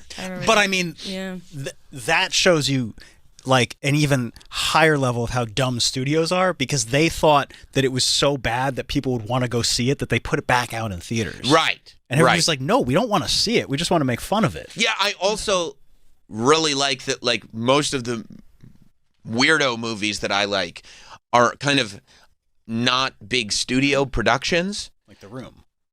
I love The Room. Because The Room is so great. Because it's not even ironically great. It's incredible. Because it's just a guy wanted this movie to exist. And now it exists. And every studio said, no, this is shit. And every theater said this is shit. And every actor said that, because it is. But this guy, this one dude, wanted this movie to exist so much and didn't have any clue what he was doing. He clearly didn't know how to write a movie. He didn't know how to film a movie. He didn't know how to edit a movie. He knew nothing. Act. He was terrible at all of it. Troy, you like The Room, right? Yeah. But he wanted it so badly to exist that he just fought through all of it to go, here it is. And then you get to it, and it's like everybody was right. But that's you what also makes it notoriously enjoy watching or listening to things that are awful. Yeah. I mean, I get that with music. I can't relate on the same way with movies, but like I could put on like a Wesley Willis record and enjoy it. It's incredible. You know what I mean? Or like, how could you not? The Kids of Whitney High. Right. You go like, this is incredible. yeah, this is incredible. This should exist. Yeah. You know, like Daniel Johnston. He's unbelievable. You know what I mean? But he's just this schizophrenic guy that wanted to make music. He's the guy who drew the picture, the T-shirt that Kurt Cobain always wore. Oh, I thought that was the lead singer of Silverchair. No. But they're not being propped up by anything. Right. You know what I mean? You like misplaced confidence. There's nothing in the world I like more than misplaced confidence. That's what it is. Like, undeserved confidence to me is one of the greatest traits anybody can have. I love undeserved confidence. I love it in display. I love people getting upset about it. I love the fact that you can't shake it. That's why you love Corey Feldman so much. I love Corey Feldman. You and Kevin Undergaro. Yes, we both love Corey. Misplaced confidence. Because it's so great, because they figured out something that we haven't. They got it done. We didn't. Where's my movie? I didn't do it. You know why? Because I look at my stuff, I go, that's not very good. You know what I mean? I got to work on that more. It's delusion. And Delulu is the Salulu. Yeah, I love delusions. I love the Dunning-Kruger effect. I love Dunning-Kruger. I love hearing somebody, and you know they're incorrect, but they're so convinced that they're right that you go, yeah, I'll ride with you on this. And nobody can tell them otherwise. That's right. And that's somebody that I'll try. I don't need somebody who's right. I need somebody that is so convinced of their own belief that they'll die for it. They will die before they go against this belief. Whatever. I'm like, let's go, dude. Let's go to war. Let's rock and roll. Let's make this happen. And that's the first thing that I would do. If I had like unlimited funds, I would find people that are just not overly talented, but incredibly ambitious and confident. And I would invest in what they were doing. Let's see what you got. I think that that's great. That's the other thing I love. But it would never scale. No, you couldn't, because there's no audience for it. You could pump as much money in as you want. There's no audience for it. It's terrible. Misplaced ambition, when it's like raw ambition, when it's only ambition. Like there's nothing behind the ambition. It's great. It's unbelievable, because you could go to them and you go like, well, how do you think this would work? And they won't even listen to the question. Because there's no answer. But they won't listen to you when you ask. How on earth would this work? If you ask them that, their head spins. They're like, what the fuck are you talking about? I go, You're speaking a different language. Yeah. Like, you think this is good? They're like, yes. I go, here, and I would listen. You know I would do it. I'd say, here are the specific flaws. Because I've done it before when I'm voicing my opinions. I go, here's the minutia that makes this not good. How do you respond to this? And they'd go, well, I think that you are a hater. I think that you suck. And I go, okay, I love that. Let's go make this. I'm going to trust your judgment on it. Like, you're not addressing any of it. I love that. Yeah. I think it's great.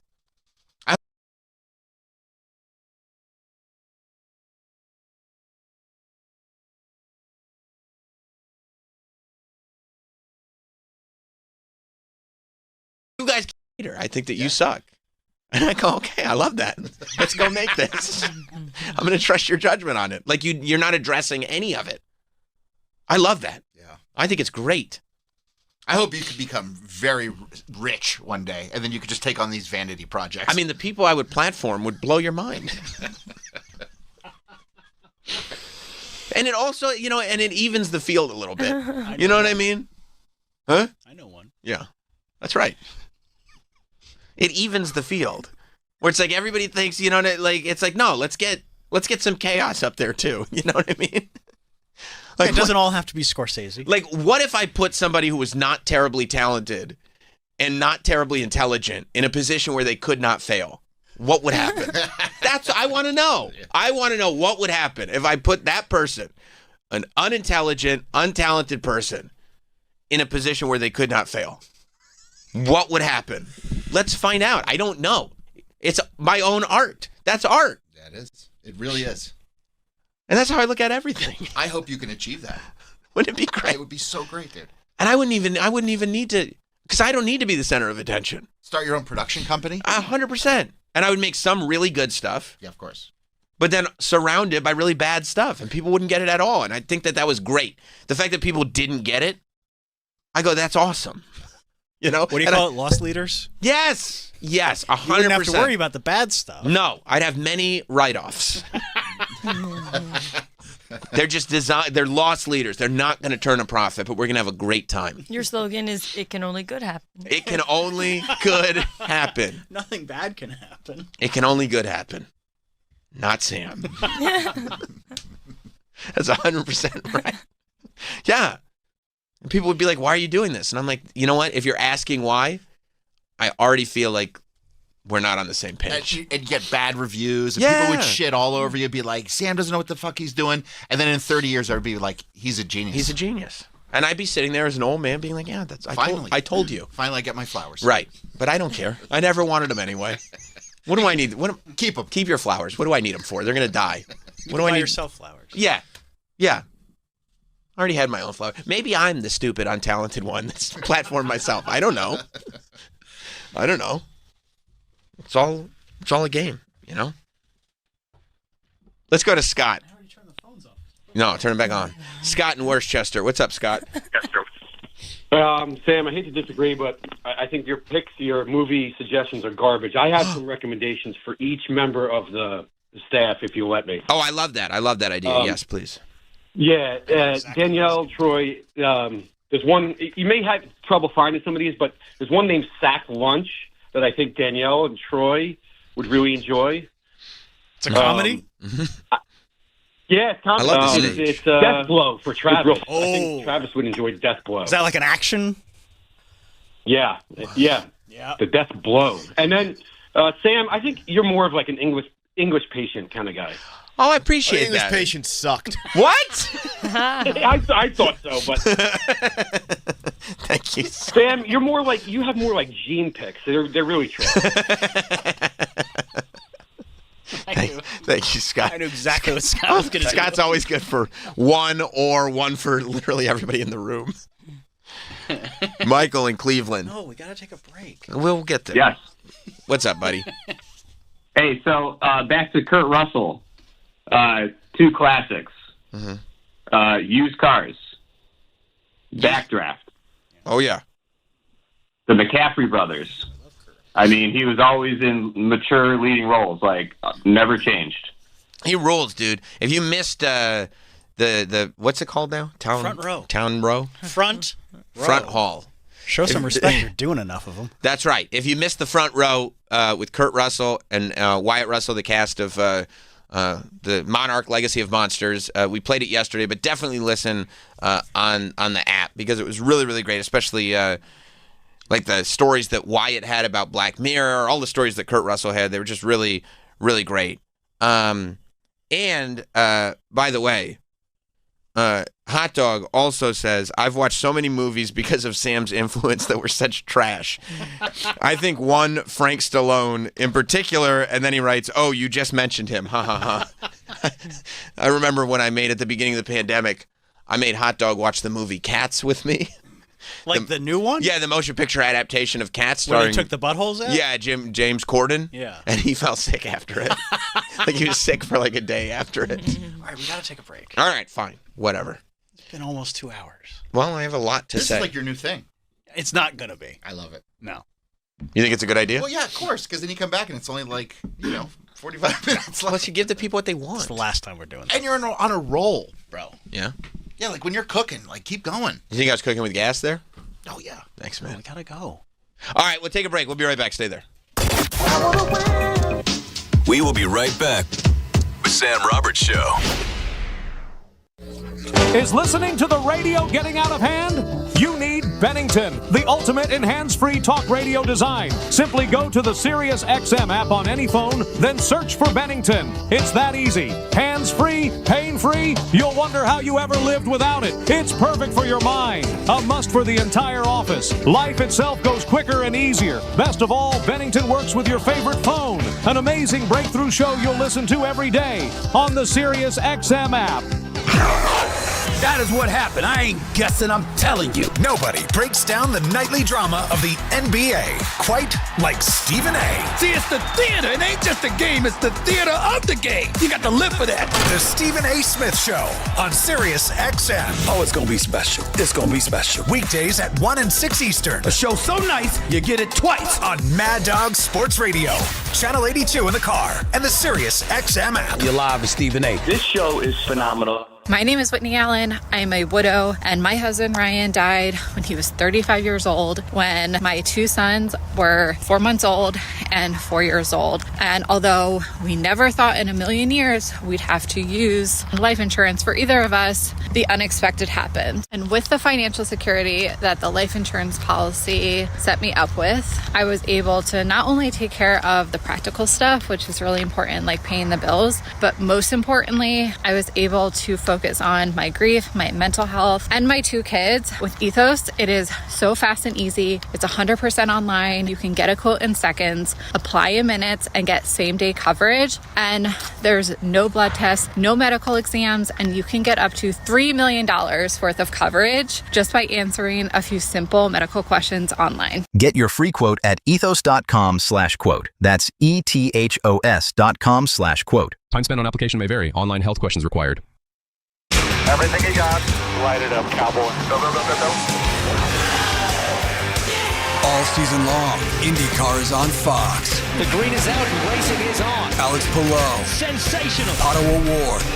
Joseph Newgarden. Are you kidding me? And Indy's top drivers put it all on the line. Every race, all season long. He's going for it.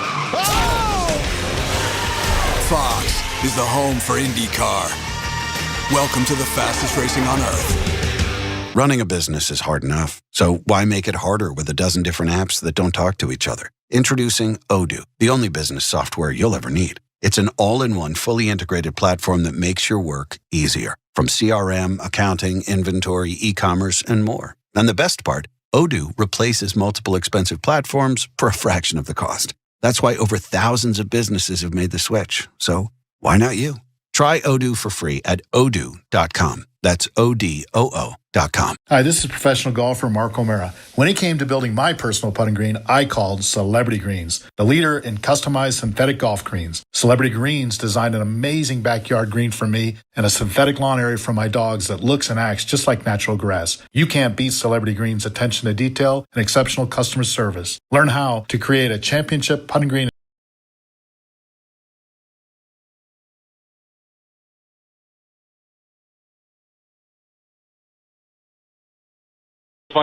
I called Celebrity Greens, the leader in customized synthetic golf greens. Celebrity Greens designed an amazing backyard green for me and a synthetic lawn area for my dogs that looks and acts just like natural grass. You can't beat Celebrity Greens' attention to detail and exceptional customer service. Learn how to create a championship putting green in your own backyard. Call the pros at Celebrity Greens, 1-888-507-7960, or visit them online at celebritygreens.com. At LendSeek, we know running a business takes heart, hustle, and sometimes a little help. That's why we stand with you with our exclusive AI lending platform, connecting you to over 100 funders. If you've been in business for at least 2 years with a minimum annual revenue of $500,000, you can get up to $1 million in funding in as fast as 24 hours. No collateral, no prepayment penalties, no red tape. Apply today with no cost or obligation at lendseek.com. That's LENDSEEK.com. Hey, Chris Cuomo here. Cuomo Mornings is now on SiriusXM's POTUS. This is about me telling you what the powers that be in social media say you're supposed to care about. But is the trend really your friend? And guess who really needs the voice? You. I'll set the table, and then you get to chow down. Cuomo Mornings, weekdays starting at 7 a.m. East on POTUS, SiriusXM Channel 124, and on the SiriusXM app. We're going to be there. We're going to be talking. Let's get after it. Ryan Reynolds here from Mint Mobile with a message for everyone paying big wireless way too much. Please, for the love of everything good in this world, stop. With Mint, you can get premium wireless for just $15 a month. Of course, if you enjoy overpaying, no judgments, but that's weird. Okay, one judgment. Visit mintmobile.com/radio. Upfront payment of $45 for 3-month plan, equivalent to $15 per month required. Intro rate first 3 months only, then full price plan options available. Taxes and fees extra. See full terms at mintmobile.com. Hey, I'm Mike Slater. My dad passed away at the age of 63. He was in great health. It was out of nowhere. Had a stroke. And super hard, obviously, for the whole family. But my dad had life insurance. So even after he passed away, he was still able to provide for my mom. And of course, by extension, my brother and I. This is why I have life insurance for my family, for my wife and 4 kids. And the best place to get life insurance is ethos.com, because you can do it in 10 minutes. And there's no medical exam and no blood test, just a few health questions. 10 minutes. You're covered. Your family is covered. You can get $2 million in coverage for $2 a day. Gold coins That's a and 10-year sweeps term. coins to explore hundreds of online social casino games, all from your phone. Spin, play, and discover something new whenever you feel like it, with no downloads needed. More games, more ways to play. Let's Chumba. Only available in permitted states. No purchase necessary. See terms and conditions for details. VGW Group. Void where prohibited by law. 21 plus. Everything you got, light it up, cowboy. Go, go, go, go, go. All season long, IndyCar is on Fox. The green is out and racing is on. Alex Palou. Sensational. Otto Award. Joseph Newgarden. Are you kidding me? And Indy's top drivers put it all on the line. Every race, all season long. He's going for it. Oh! Fox is the home for IndyCar. Welcome to the fastest racing on Earth. French Lick Resort. It's a destination you've got to play to believe. Their championship Pete Dye and Dong Ross courses are the top 2 ranked public courses in Indiana. Play the short course, Sand Creek, or try your luck at the casino and relax at 3 amazing hotels. Tee times for 2026 are going fast. Book yours now at FrenchLick.com. Play legendary golf at French Lick Resort. Gambling problem? Call 1-800-9-WITH-IT or text INGAMB to 53342. Message and data rates may apply. Introducing Bennington on Faction Talk 103 and On Demand, the first father-daughter talk show of its kind. Ron's the father, Gail's the daughter. Imagine the look on your loved ones' faces when a satellite beams the Bennington's voices directly to your mind. So don't delay. Listen to Bennington now on Faction Talk 103 and on demand on the SiriusXM app. You've heard the best baseball players in the world play for their clubs. Juan Soto hits one over the wall. Now, hear them play for their country. It is off the wall. Ohtani scores. Every game of the World Baseball Classic is on SiriusXM and the SiriusXM app. The talent level and the passion of the fans make this tournament special. For a complete schedule, go to SiriusXM.com/sports. It's going to be unbelievable. My name is Whitney Allen. I'm a widow, and my husband Ryan died when he was 35 years old, when my two sons were 4 months old and 4 years old. And although we never thought in a million years we'd have to use life insurance for either of us, the unexpected happened. And with the financial security that the life insurance policy set me up with, I was able to not only take care of the practical stuff, which is really important, like paying the bills, but most importantly, I was able to focus on my grief, my mental health, and my two kids. With Ethos, it is so fast and easy. It's 100% online. You can get a quote in seconds, apply in minutes, and get same-day coverage. And there's no blood tests, no medical exams, and you can get up to $3 million worth of coverage just by answering a few simple medical questions online. Get your free quote at ethos.com/quote. That's ETHOS.com/quote. Time spent on application may vary. Online health questions required. Golfers over 50 need to hear this. You have a problem no one is talking about. Longevity. Are you losing distance, dealing with pain or discomfort, or losing mobility? Maybe you can't play 2 days in a row, or are worried about surviving a golf trip with your buddies. Par for Success has helped over 15,000 online golf fitness coaching that fits your schedule. Tell Father Time to come back later. Take the free 5-minute assessment to get your answers at parforsuccess.com. That's par4success.com. AI, AI, AI. We hear about it every day. But what if your bank put AI to work for you? At One United Bank, we do. Our essential money management tools are built with AI at its core. It gives you simple ways to create a spending plan and track your financial goals, to pay off debt and build savings. With One United, you will have the incredible power of AI to help you build wealth. Join the future of banking. Go to oneunited.com today.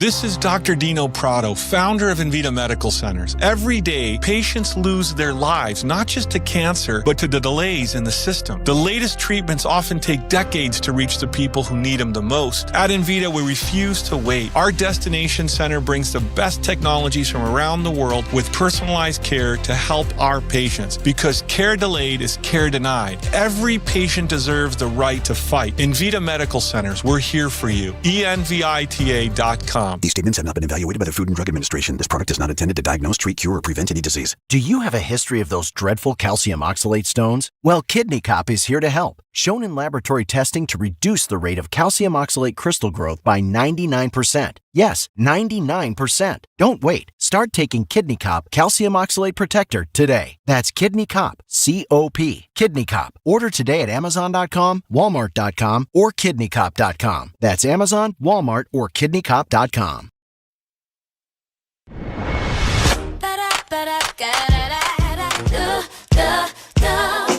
Sam Roberts Show, baby, it's good and nice. Sam Roberts Show, baby, it's good and nice. We are back with more show.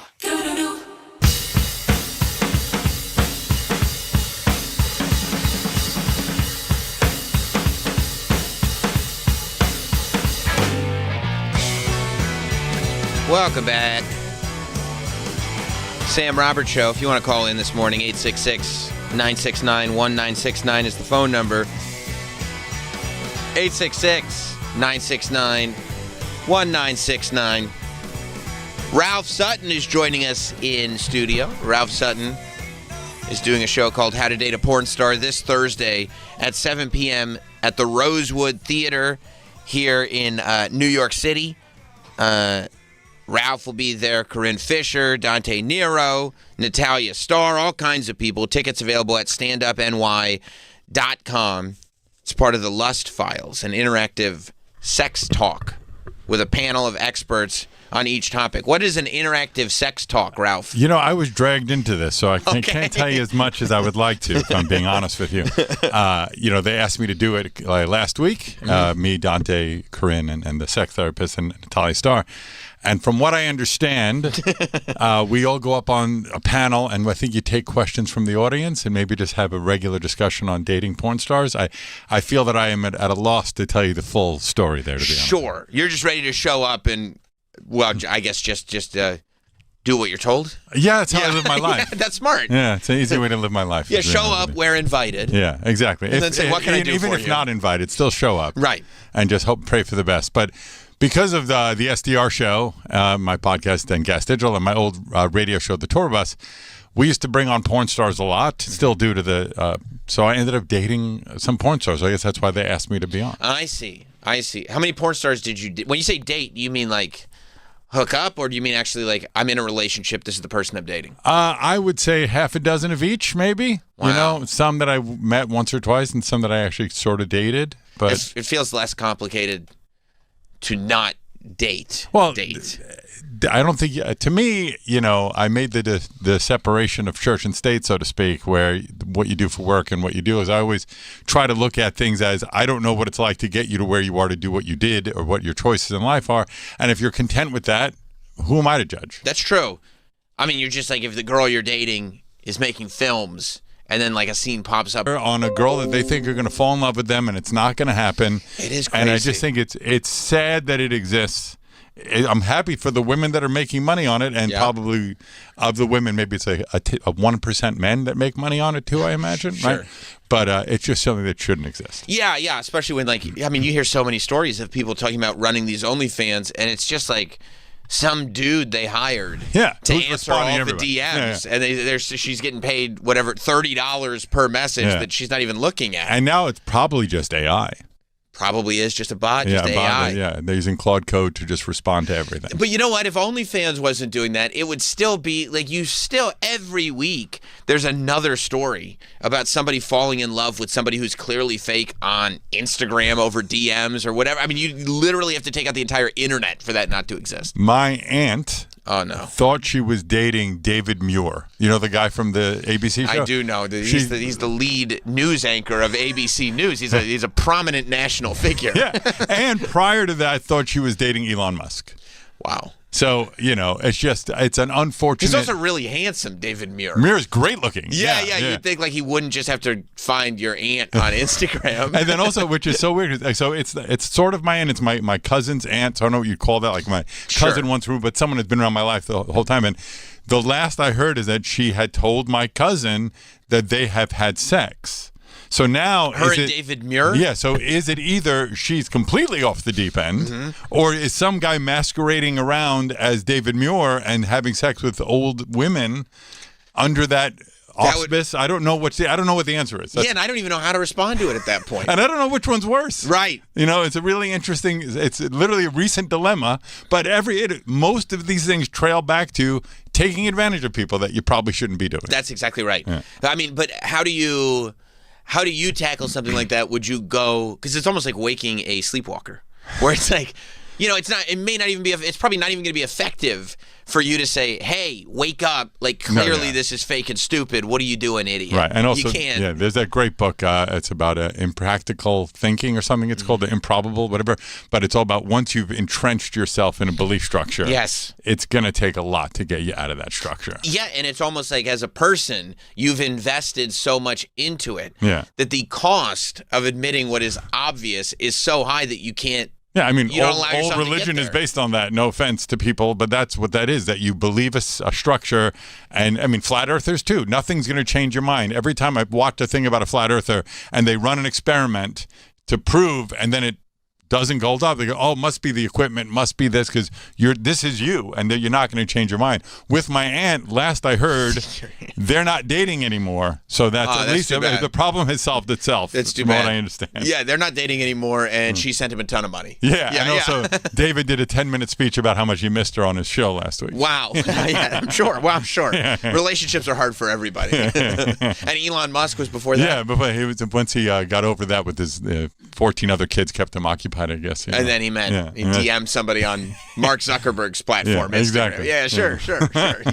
Yeah. I mean, it's complicated in this tech world. Yeah, it really is wild. And also it's getting, even for me, I have fallen subject, I'm sure you have too, with not knowing if something is AI anymore. It's one of our favorite themes on this program. Yeah. I mean, I'm not going to tell you who it was on staff, but they may have come in thinking things like, oh, look, this human saved a polar bear. And like even in the pitch of it, oh, we got to watch this video. I go, now before this video starts, you understand that even a very small polar bear, if a human was within 15 feet of that small polar bear, a much larger polar bear would come and murder the human like nothing you've ever seen before. And then you watch this video and you're like, the polar bear is changing sizes. It's not like the hand goes through the bear, and you're like, you've been duped. You've been it's fooled. sad, but that the polar also, is that it? Oh, it's an oil stain. Oh, come on now. Who here? I mean, I don't want to know who it is. Is it you fell for this? Oh, come on now. I don't know, right? I mean, it just pulls at your heartstrings. But that's what it is. It goes back to the like meeting people online. Like they figure out emotionally. Yeah.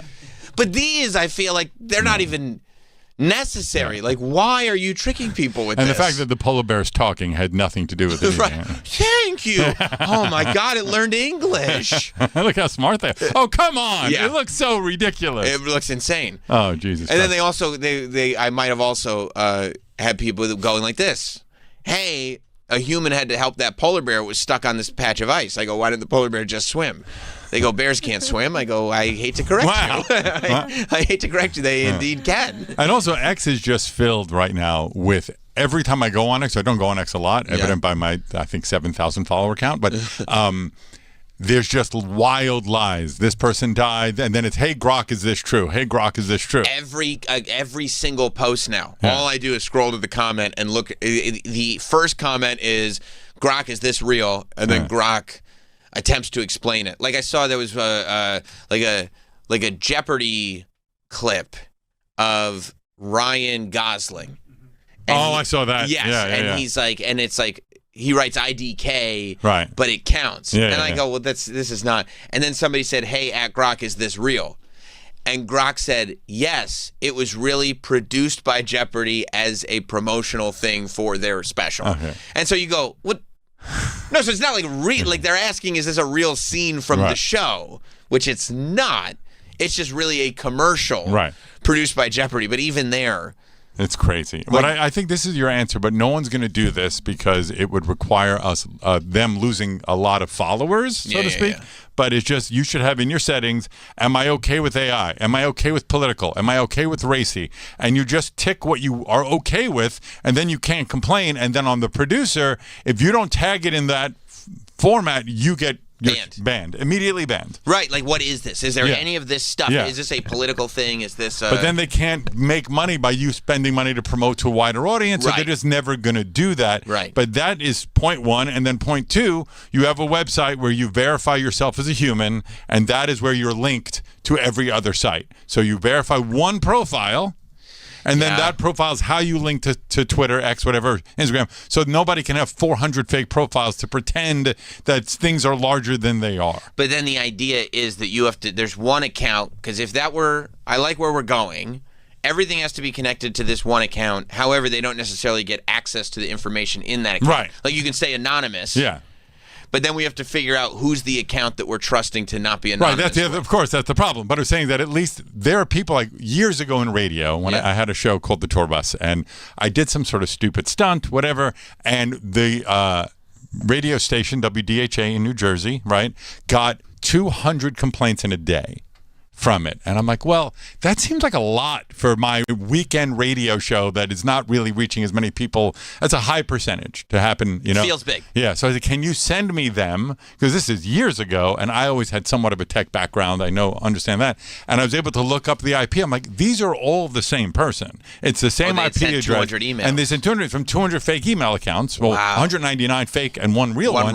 So it's nothing. And then they're like, oh, okay, forget it. And I showed them how to prove that, and that was the end of it. Wow. But things like that happen still to this day, exponentially so, because you can just create an AI bot to attack something. Absolutely. Yeah, so much more. And I feel like somehow, even though we already know that this is all the case, it's somehow taken more seriously, where a tweet can be a news source, even though we all know there's nothing to it. I saw this morning they said Rob Schneider died in the Iran attacks. I'm like, what? And it seemed so outlandish. I'm like, well, maybe that. Like nobody would make that. Yeah, it's such a weird take, and it obviously was not true. It was very easily verifiable in 2 seconds. Yeah. But for that half second, I was like, well, it just seems so crazy that it might be true. And when the dust settles and you realize AI has been around for 3 years, right? That's it. Right. How much worse it's going to get. It's also really weird. We were talking about it this morning when we were talking about all the like Jim Carrey was cloned stories, and I think that I think worse than AI, worse than any of it, worse than like authentication, is the fact that we have lost. I feel like there was a time when there was a general ability to be ironic and sarcastic. Mm-hmm. And like the more you look at what's going on the internet, the less it seems like people have that anymore. Where it doesn't feel like it was that long ago where something like that would start. Oh, I think this is a Jim Carrey clone. Right. And we would all get into it because obviously we're being silly. Right. Like, this is clearly a goof. We don't think there's a lab that's cloning celebrities. But then you look online and you're like, oh, no. This topic is people going, here's my evidence. Right. It's legitimately clone. I'm not kidding. I'm not joking. This is a real clone. And you go, oh, this is why we can't have nice things. Right. I agree with you. But what was the end of that? Was the truth that somebody dressed up as him? No. And then somebody said they dressed up as him. No, the end of it was he just looks different. It was just Jim Carrey looking different. I've not followed the story that much. You know, he just looked different, and now everybody thinks he's a clone of himself. And that by the way, is a long time ago, I was listening to the Google when they bought YouTube, right? And the idea of how to keep people engaged longer, it used to be rage baiting, which is still sort of a thing, right? Sure. But what really keeps you watching longer is confirmation bias. So if it's seeing things that you agree with, puts you in your little mini universe, your bubble, so they learn that, oh, you might get a click on hate, but you will get watch time on confirmation. Right. So that, and multiple clicks. Let's give you some more sources that are backing up. So if you believe Jim Carrey's a clone, I'll show you 52 videos that proves why that's true. And 0 videos that say it's false. And so you're just going to believe it because you're not going to need to look up that. You've already been proven right. So why even look elsewhere? And then it's crazy because then you go into the real world, which is, by the way, more different from the internet than it's ever been. You go into the real world and you will say some dumb shit. You'll go like, no, for real, they're cloning people. And somebody like, just a person is going to go, no, they're not.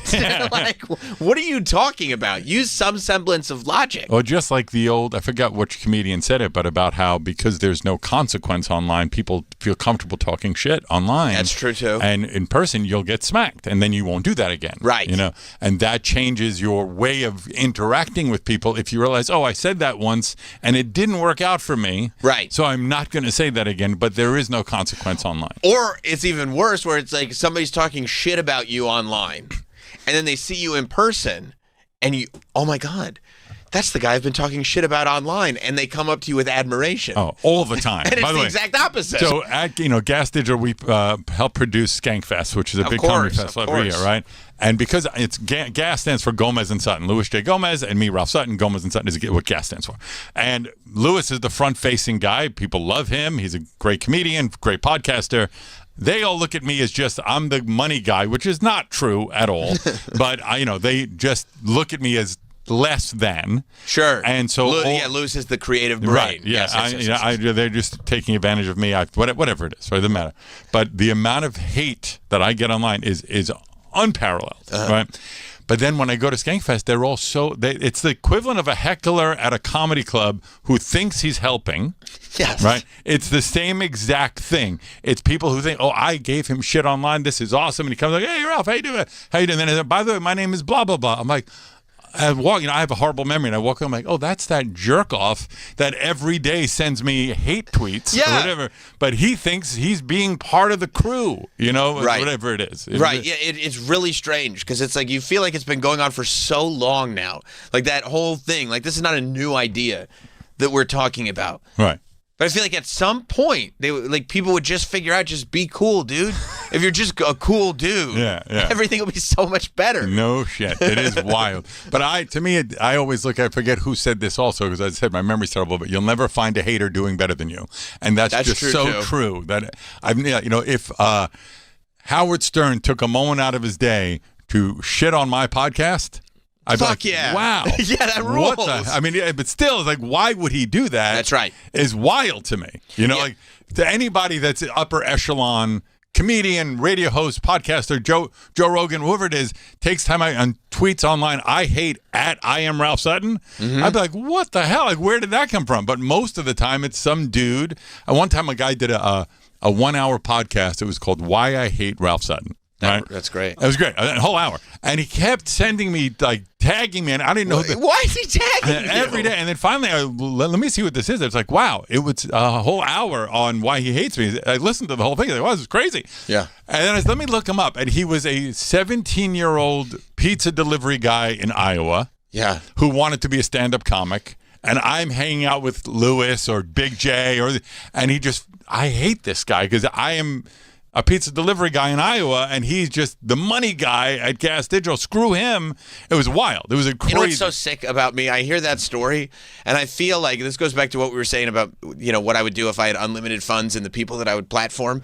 But, I feel like if I heard an hour podcast of I hate Sam Roberts, and then I found out that same information, it's just a 17-year-old kid in Iowa, I'd want to track him down and, build him into a superstar. I don't know what, that was the first instinct in my mind was if this pizza delivery kid who's 17 has enough passion, has enough fire to get that done. He's a hard worker. And he's clearly obsessed with me. Yeah. I feel like we can make magic here, dude. What are you doing? Come on. Try. And I feel like it would take one conversation. Would you fly him in from Iowa?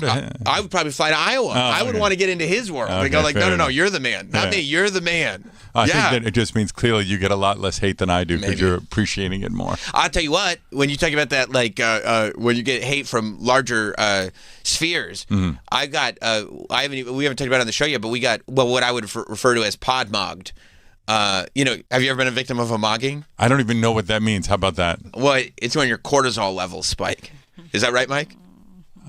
That's correct, Sam. Thank you. What does that mean? Well, when you get mogged, it's somebody who's a status in some way, shape, or form. If you get frame mogged, it would mean that somebody with a better build than you comes over to you. And if it's a real bad mogging, we would see all over your face that you were made to be very insecure. Okay. Okay. Now, you can get mogged without your cortisol levels spiking, and then it's kind of a fun thing. It's okay. What? It's exhausting. So if it's very important. If a guy in great shape came up to me and goes, look how crappy your build is, that's a mogging? No. He wouldn't have to say anything. He's just standing next to me. He would stand next to you and you would look insecure, and it's like, holy shit, did you just see Ralph get mogged? Oh, okay. Yeah. That's what we would say. Or, in your case, how tall are you? Almost 6'6". So imagine if a 6'9" guy comes up to you and all of a sudden you could see in your eyes you look insecure. In that moment, I'd be like, did you see the height mogging that just happened in front of our face? Okay. It'd be brutal, by the way. Oh, I always feel bad for people taller than me because I'm too tall. I would rather be 6'3". No, I get it. I get it. So it would have to be better than that. Great shape would be the one that I maybe or. The only time what's his name? Right here in these halls a few years ago, I met Chris Hemsworth. He was walking through the halls, and he's probably 6'5", right? Oh, he'll mog basically anybody. We were walking right into these halls, and it was just him and I were head and shoulders above everybody else, and he gave me one of the heads ups. And I was like, well, that's cool. He's so much better looking and cooler, but that was cool. That made me happy. Yeah. So, but that's all to say, the H3 podcast. They mogged us big I don't time. even know who that is. I'm sorry. I'm so out of the loop. They're a big podcast on YouTube. Okay. And I got and again, it goes to your point of when somebody that like has a presence in the space is like throwing any like hate or whatever your way. It's a great thing. That would be cool because I'd just be happy they're listening. I mean, I immediately, somebody texted me and was like, hey, they just mentioned you on H3. I mean, they were kind of hating, but it's all good. And so I was like, okay. And I looked it up. I was texting the crew. I was like, hey, you see this happen? This is great. Yeah, look at this. He must be paying bots to scrub the internet of this video. I saw a clip. You pulled it up. Well, it was another podcast. Whatever. That's how you got it. You know what, though? I'm kind of curious what they have to say. It's probably more interesting than whatever They kind of font mog the New York Times. It's true. Low-key. Yeah. Low-key. This is it. There it was. What happened? The mogging has occurred. Let's just listen to what the Sam Roberts show has to say. Our show's so much better than this. Coming back from this. So you guys were asking. Look, it's me. And now every producer's bald and bearded. Luckily, it's so clear. Troy, now has it all The become fuck clear? is this? Just play the clip. I don't know. That's it. It's just I'm talking. Where's the mogging, okay, love? This is your shit. That's how people who are watching our show are feeling right now, right this second. Well, ASU, Was that it? That's it. That's it. That's them talking shit? I was thrilled. That's it. Well, yeah, because they mogged us. I'm so confused. Yeah. Also, would you consider that a pod mogging? How is Mike? that a mogging? I mean, Ethan Klein is the face of high cortisol, so I don't. That's a great point. You could even hear his voice squeak when he was talking. He may have cortisol mogged us by having higher cortisol than we do. Cortisol mogged us. Also, that's exactly what he did, Mike. Their mic quality sucks. That's the. Are we mic quality mogging them? Well, that would I think be a tech mogging. A tech mogging? Yeah, we tech mogged them for sure. That's fine. For sure.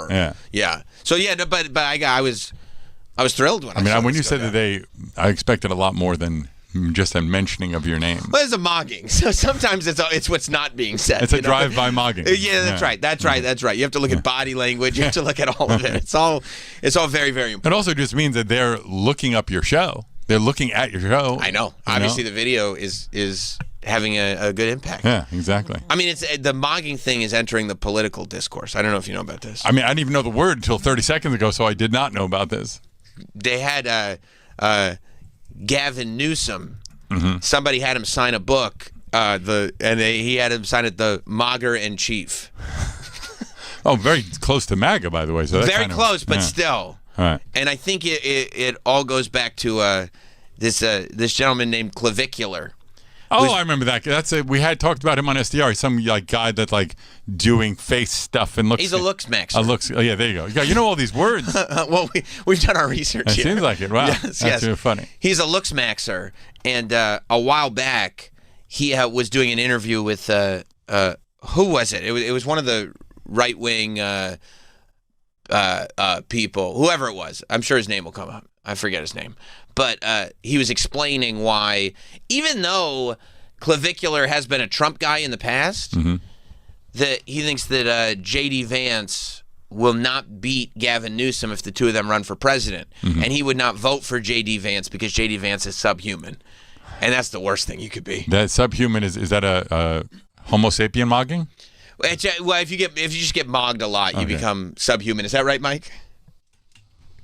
I'll have to look further into it. Okay, great. As much time as I've spent studying mogging, this do we know where the Montone and I are doing dual research. Do we know where the term comes from originally? It's not like a video game thing, but I could be wrong. Well, I mean, I know it started on Kick and Twitch and stuff like that. I don't know. That's the country of origin. Is either Kick or Twitch. Okay. I don't know. 100% no. I didn't know Kick still existed. I thought it went out of business. Kick still exists? Oh, yeah. Different Kick. Oh, a different Kick. You're thinking of KIK, which was the messaging. Right. Now, apparently, it's a streaming thing, just spelt like... Kick is a streaming service for people that were banned on Twitch. Oh, okay. Yeah. That's nice.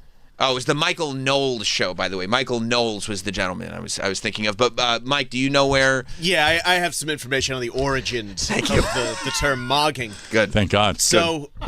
all of these guys come out of the looks maxing community. Of course. Okay, of course. Which is sort of a Gen Z version of what we remember from our friends Mystery and Ablaze. Pickup artists. Of the pickup artist community. Right. One of the terms that the Puas used to use in the early 2000s. Wait, define Pua? Pickup artists. Oh, Jesus Christ. Little industry shorthand. I'm hating everything right now, but continue. Go ahead. was the term AMOG, AMOG, alpha male of the group.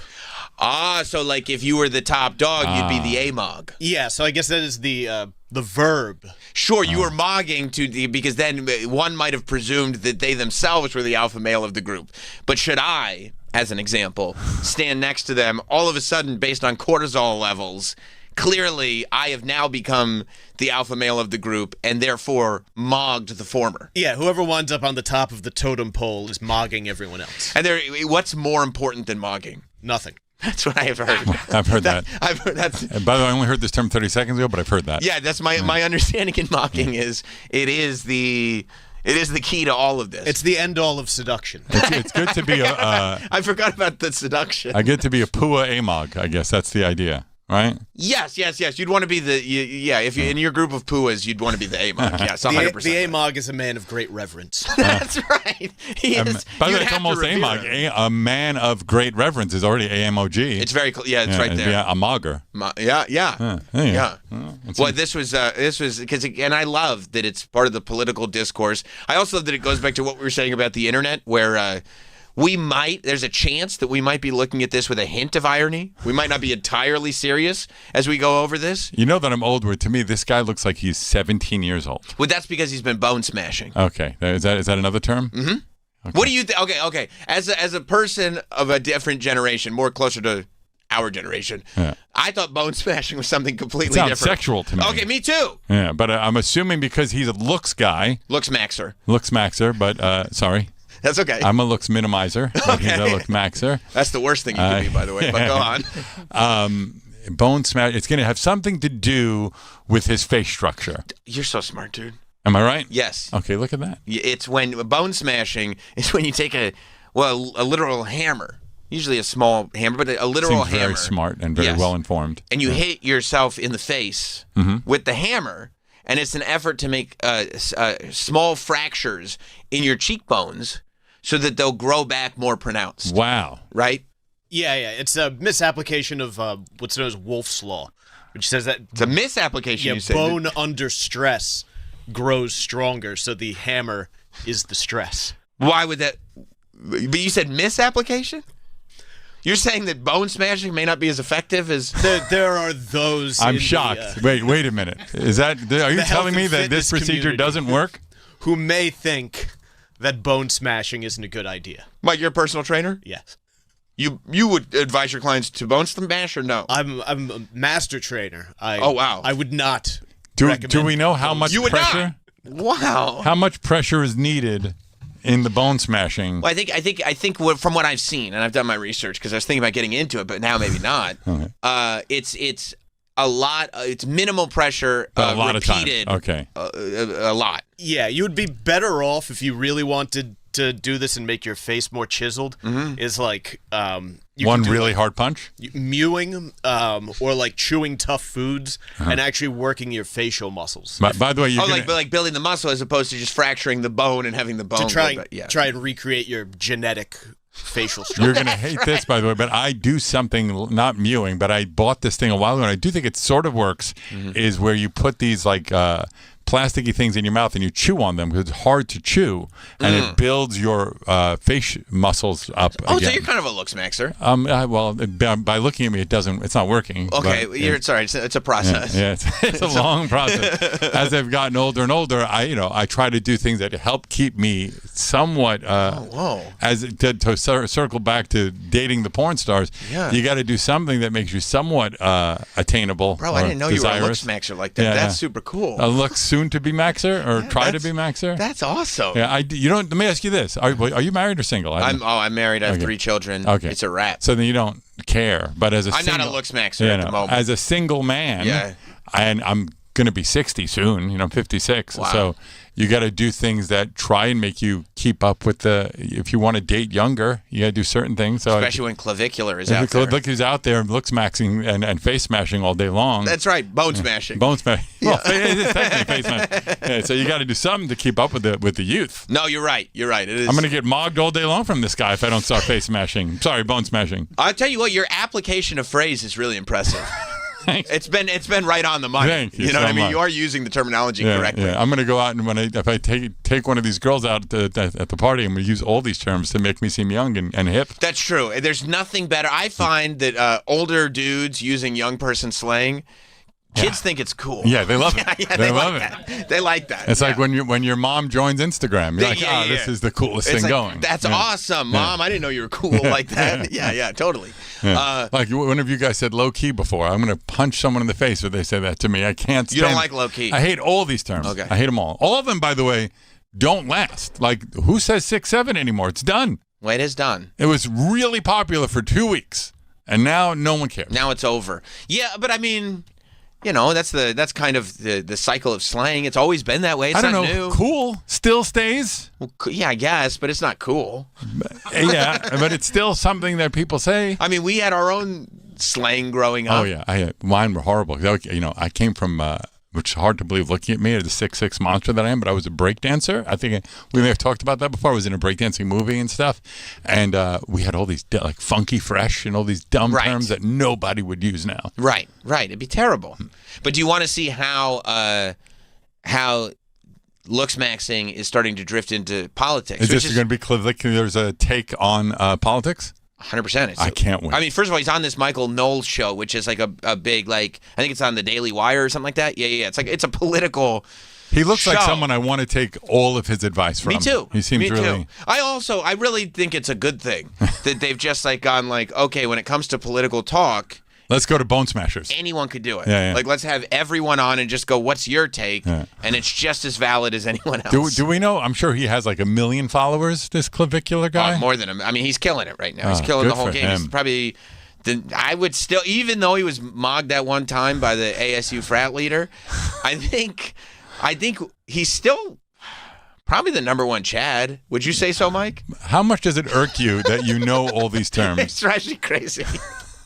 But would you say he's the number one Chad? Yeah, I would imagine mogging's a lot like Spy versus Spy. Mad Magazine, where they just kind of go back and forth. Thanks for dumbing it to my generation can get it. I think that's right. I think that's right. It's a title that changes hands quickly. I like the idea of me walking in and your opening statement to me was, do you think clavicular was low-key mogged by this Chad? That's right. And I would think we're in a different universe. Well, luckily, this is the group that's going to help make the decision on who's going to run the country. God. Yeah, thank God. Can I hear some of his thoughts? I'm Sure. very, very tuned in. Sure. Michael Knowles got the exclusive. But I mean, like this next election cycle, who's going to win? It's going to be Gavin Newsom against J.D. Vance because J.D. Vance is subhuman and Gavin Newsom mugs. J.D. Vance is subhuman? Yeah. What makes you say that? He's got a very short total facial width to height ratio. Oh, my He's God. a geese. What was that very line? He's a recessed what? side profile. Pause for a sec. He said a geese? I think he said obese. Obese. I He's thought he said obese. he's a geese, which it might be just another term I didn't know. Right. No. Oh, no, that's good. Sometimes it's just regular Yeah. terms. Sometimes it's slang terms that you have to be familiar with. But Some slang to the band Geese, I thought maybe somehow. Maybe. Yeah, but who knows? All right, I'm sorry. no, that's okay. Whereas Newsom is like 6'3" Chad. So JD's very tall. JD's got to be Well, still, 6'2", I mean, 6'3". Gavin Newsom obviously mogs him to death. So you think you're a Newsom head? You prefer Newsom to the vice president? I'm just telling you who's going to win. Do you prefer him though?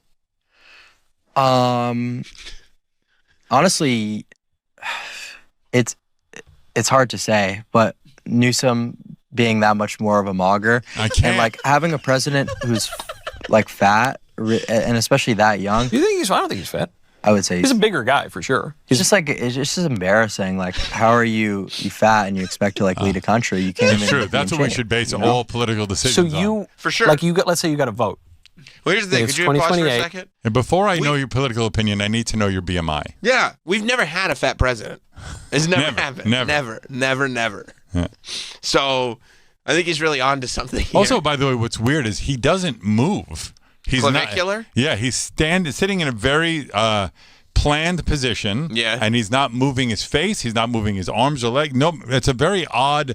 In the minute that we were watching, he has not moved an inch. No, that's true. It's very interesting. Oh, it's probably he's figured out what his best position is to mog actively and knows that that's the spot to stay in for the whole time. Exactly. You know, because he's really, I would say... Elite mogger? I mean, yeah, he's the number one Chad. Of course he's elite. But I mean, that's kind of a dumb question. But I would say, so sorry.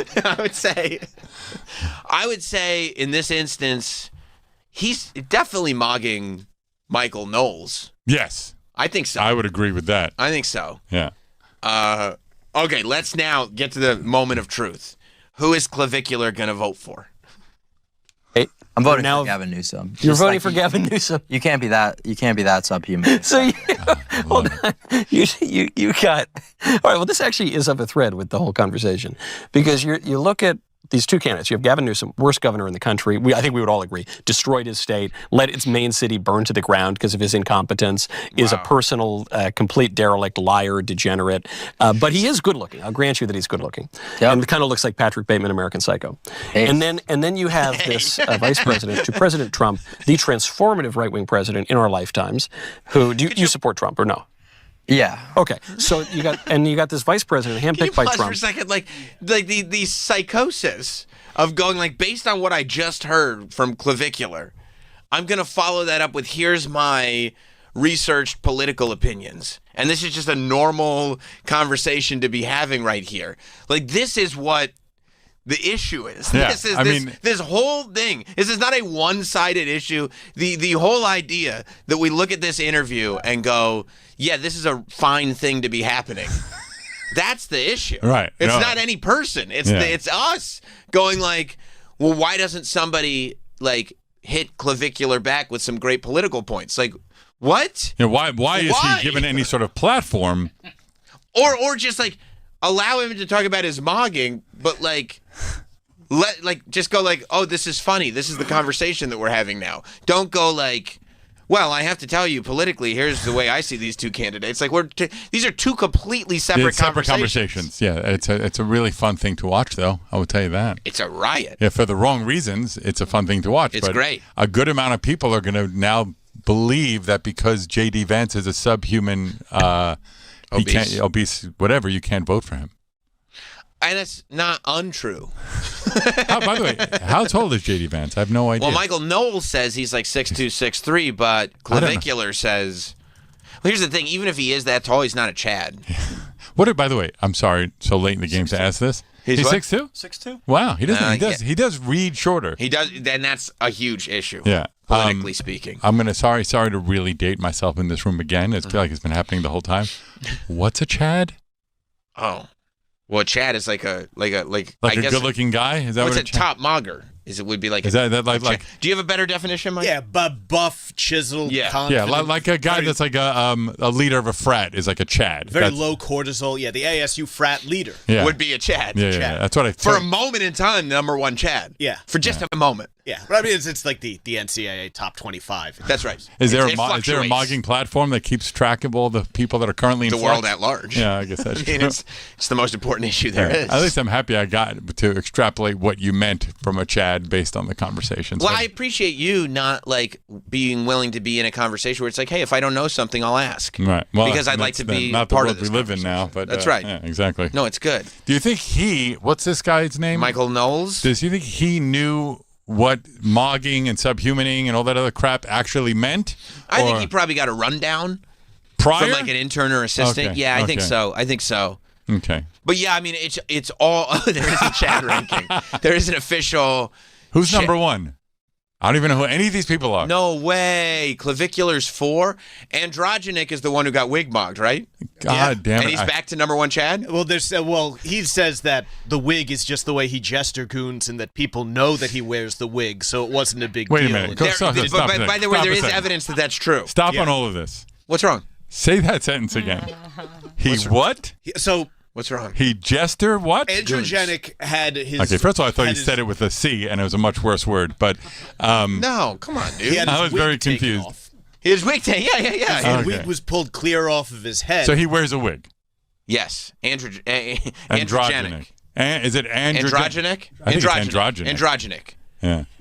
And ASU frat leader was the one who mogged Clavicular briefly. But you can see, I see right here that androgenic has gone up 2 spots recently because there was a moment where people saw a dude come up to him and snatch his wig off his head. And they said he got wig mogged and instantly got displaced in the Chad rankings. But then Androgenic was able to come forward and present sufficient evidence that he has been very clear that he's wearing a wig. To his credit, the wig did not look like a very realistic wig. And there is video evidence of him putting himself forward without the wig on. And I guess that did a lot of great work for him. Well, no, here's the thing. Go ahead. If you're open about wearing a wig and someone takes your wig off, then your cortisol's not going to spike. And then, therefore, your Chad standing. Can I say I've never wanted to leap over a table and punch someone more than right now. Is it because your cortisol level is spiking? Cortisol is spiking. Yeah. It's so it's literally the worst thing that can happen to you is your Mike, is there anything worse than cortisol level spike? Okay. Okay. Fair. How do I know if my cortisol levels are spiking? We'll tell you. We're on high alert. In this room, everyone's instructed to be on high alert for spiking cortisol levels. Okay. I mean, Mike and I just give each other a look. We know. We know when we got somebody. Oh, you can feel it when it's happening. There's an energy shift. I've learned so much in this brief time that I've been here. Very much so. Yeah, thank you. Very much so. But, okay, so then the ASU frat leader is still standing tall at the number 2 Chad right now? Yeah, that's Varys, the Albanian menace. By the way, that's right. They all have more than one name.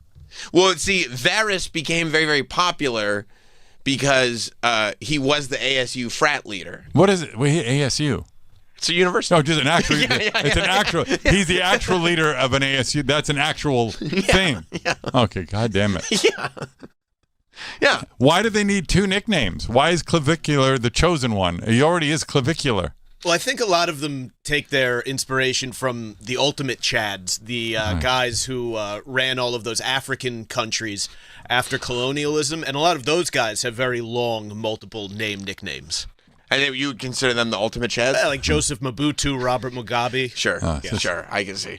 I can see that. I like it. One of them's a humble mogger. That's nice. He's sweet, that guy. But he did drop down 2 places, so. Well, at 6, yeah, you better be humble. 5 Chads Can I above ask you, dude. just Ready to mock also- you at a moment's notice. To fully embrace this idiocy, why is Clavicular a current protagonist? Is there a meaning behind that, or is it just? Well, he's a baby face. You know what I mean? It's really Clavicular while he's the number 4 Chad. Here's where I take it. Mike, you'll correct me if your research has led you to a different spot. But I think it's because Clavicular is by far the most mainstream, the most famous. He's the kind of centerpiece of the whole story. But then why is he not number 1? Because he got mocked. Oh, so was he 1?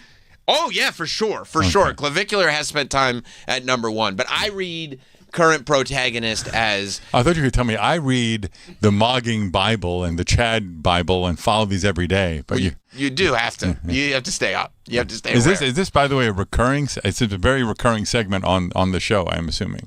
We talk about it a lot. We do. We follow current events. We're a current events based show. By the way, it was a very defeated answer. But yeah, we do talk about it a lot. Unfortunately, we do talk about it a lot. It's a great question. It comes up more often than you'd think. Yeah, that's unfortunate. But you read that the same way, that Clavicular is kind of the centerpiece of all this? I think it's important to remember that any it is important already. Any single Chad's grip on the top position is going to be tenuous at best. Right. That's right. Given that you could be, anytime you leave the house, you could be mogged. Anytime you're on a stream, you could be mogged. Well, when you're on the top of the Chad Hill, everyone's looking to mog you. Yeah. And think about it, like Clavicular is an IRL streamer. Like, he's got a camera following him around, so at any moment, somebody could approach him, and everything is broadcast, everything's on camera. But I think he's the current protagonist, because I would argue, based on my limited knowledge, that the ASU frat leader is really only the number 2 Chad. Because of what just happened. Based on the strength of Clavicular. Right. That's what makes him the protagonist. Would you say that's fair, Mike? Yeah, he mogged him, causing himself to skyrocket. Is that why he doesn't have any previous rankings of up and down on the right? Because he just skyrocketed to 2? Yeah, he came out of nowhere, dude. Oh, wow. That's why it was earth-shattering. Can I see what he looks like? You want to see the mogging? I want to see. Yeah, I mean, I kind of do. We watched the mogging in real time. Are they all white? They're all white boys, right? They're all white guys in their 20s? It would appear that way. Okay. It would appear that way. They incel culture has a lot to do with this. It's linked to incel culture. Okay, yeah. I mean, Is that you don't look shocked? You don't need to tell me that. Yeah, I was able to extrapolate that pretty quickly. you figured that out. He's Albanian? Was he Albanian? It says Albanian menace, and then it says from Albania, so that's what I'm kind of figuring out there. Yeah. Yeah. I mean, if it makes you feel any better, when we first presented this to the room, Mike and I had a pretty solid idea. What kind of fucking, excuse me, bizarre bodies are those? They're ideal bodies. That freaked me out a little bit. No, that's the ideal body in terms. I mean, that's what the opposite sex is attracted to. Yeah, that's the lat spread of a champion. That's right. You get the big delts, wide lats. It's going to create a great V taper. And women love the V taper. They love the V taper. Okay, I just that threw me. Sorry to cut you off. I did not expect to see that. Danielle comes in raving about V tapers all the time. Yeah, I actually asked her to please stop talking about V tapers. Yeah. That's why they measured me out in the hole before I came in to see my V tape. They did. Well, we won't allow ourselves to be mogged in this studio, so we just want to make sure. I just need to make sure there's at least one. That's why Mike's here. All right. I need to make sure there's at least one frame in here that would at least be some work to mog. Okay. Gotcha. Because that's representative of the show. So now, just so I understand what we're about to watch on Kick, the new platform I just learned about. I can't believe you didn't know. This is Clavicular and ASU frat leader in their high-profile mogging that caused this guy to go to number 2. Yes. Is that a good wrap-up? And if it makes you feel any better, neither Travis nor Troy nor Danielle had any idea what they were looking at when we played it for them. Okay. I mean, we must have watched this 5 times before I figured out, or had to be told what happened. Okay. And then once you were told, you were like, I guess. Okay. You're still. No. When after we were told, we were still like, I don't even know what we're talking about. Are you any clearer now? I am, because it's now becoming a big thing that I'm understanding, and it's popping up my feed, so I'm kind of in the culture a little bit more. It's in the political space, right? Yeah. Okay, this is the moment, Ralph. That was it. You just saw it. You can hit pause. Wait a minute. Well, you can see it right there. It's all over his face. So, can I extract and tell me if I'm right? Yeah. He looked at this guy's body, thought it was better than his body, and it bothered him emotionally. Is that what happened just there? Well, yeah, but if scientifically, his cortisol went through the roof upon looking at the ASU frat leader's body. Okay. Can I see it again? Just right there. He sees his V taper. well, he'd see the upper portion of what would create the V taper. An amazing V taper. Yeah. And there it was. You right see the smile yeah. go off of his face? Yeah. Okay. There it was. I mean, I feel really bad for him. One of the all-time. How do you come back from a mogging like that? Well, he's in 4th place. It's very difficult. It's very difficult right now. Yeah, I could see it in his face. Yeah. Exactly I could see it in his smashed face. And that's why I tell you. Bone smash. Excuse me. The bone smash. That's why I tell you, if your cortisol levels were spiking, we would know. Yeah, you'd know. It's so obvious. We would know. Yeah. It's not something, and it's really not even something that you can lie about. Also, I would say ASU frat leader is better looking. Wow, that's a problem too. Yeah. And it's a problem for a looks maxer. Yeah. He also is probably younger, right? A little younger, I think. I don't know. Listen. You see, for me, the moment is the moment. You see it there. I don't even need to know any more information. It's just it's a hardcore mogging. I don't know why everyone here needed context. I didn't need anything. You got that. I got that right away. Brutal mogging. Brutal. Yeah. I'm uncomfortable. Yeah. So Gavin Newsom was approached by a fan to sign a book. And while he didn't fully embrace his status as a mogger, as an elite Chad mogger. Yeah. Okay. Well, yeah, full Chad. Yeah. Like, I think clearly, the way I took it was he didn't say anything, but based on his body language, I think he knows very well what's going on and is really happy to be part of the Chad community. Oh, yeah. Hi. Hey there. Nice to see you again. My community is wondering if you could sign it as Mogger in Chief. Mogger? In Chief. Is it 2 G's? I think so. Okay, he's playing you know innocent. What that is? Did you see the clavicular clip of you? Him saying that you mogged JD Vance? Oh, jeez. This next election cycle, who's going to win? It's going to be because we just you mogged JD Vance. Oh, jeez. He knows. He already knew. Give me that's not even wrong with it. That's funny. Okay. That's funny. Best. What does the next thing say? Happy. And. Was it under all my best and above Mogger in Chief? It says enjoy. Hope you enjoy. Hope you enjoy. Okay. Mogger in Chief, Gavin Newsom. I mean, I think he's got to lean into it because, you got he'll get that whole community to vote for him if he leans into it. The whole world is fake now. Yeah, you know what I mean. So it really won't even matter about politics anymore if you could just lean into They say it's hard to lose an election when you have the Chad community. You've heard that. 100%, especially when you're up, and they'll start ranking him on the Chad rankings. Here's the only problem: he better hope to his God that he doesn't get mugged. Because if that were to happen, he's dead in the water. Yeah, his cortisol. He's got to keep his cortisol at the right spot. Of course, of course. Well, Ralph, I'm glad we had this discussion. Yeah, I feel so much smarter. Good. And now when Ralph Sutton rolls up into the Rosewood Theater on Thursday at 7 p.m. for How to Date a Porn Star, you're going to be dealing with a Ralph Sutton who is up on elite, stuff. Not only will I be the elite Chad in the room, in theory. Do you think you're going to mog the other people on the panel? Yeah, mog the shit out of them. You should, dude. Yeah, I'm going to give them the side-eye look and everything. That's a good idea. Yeah, everything that needs to be done. Yeah.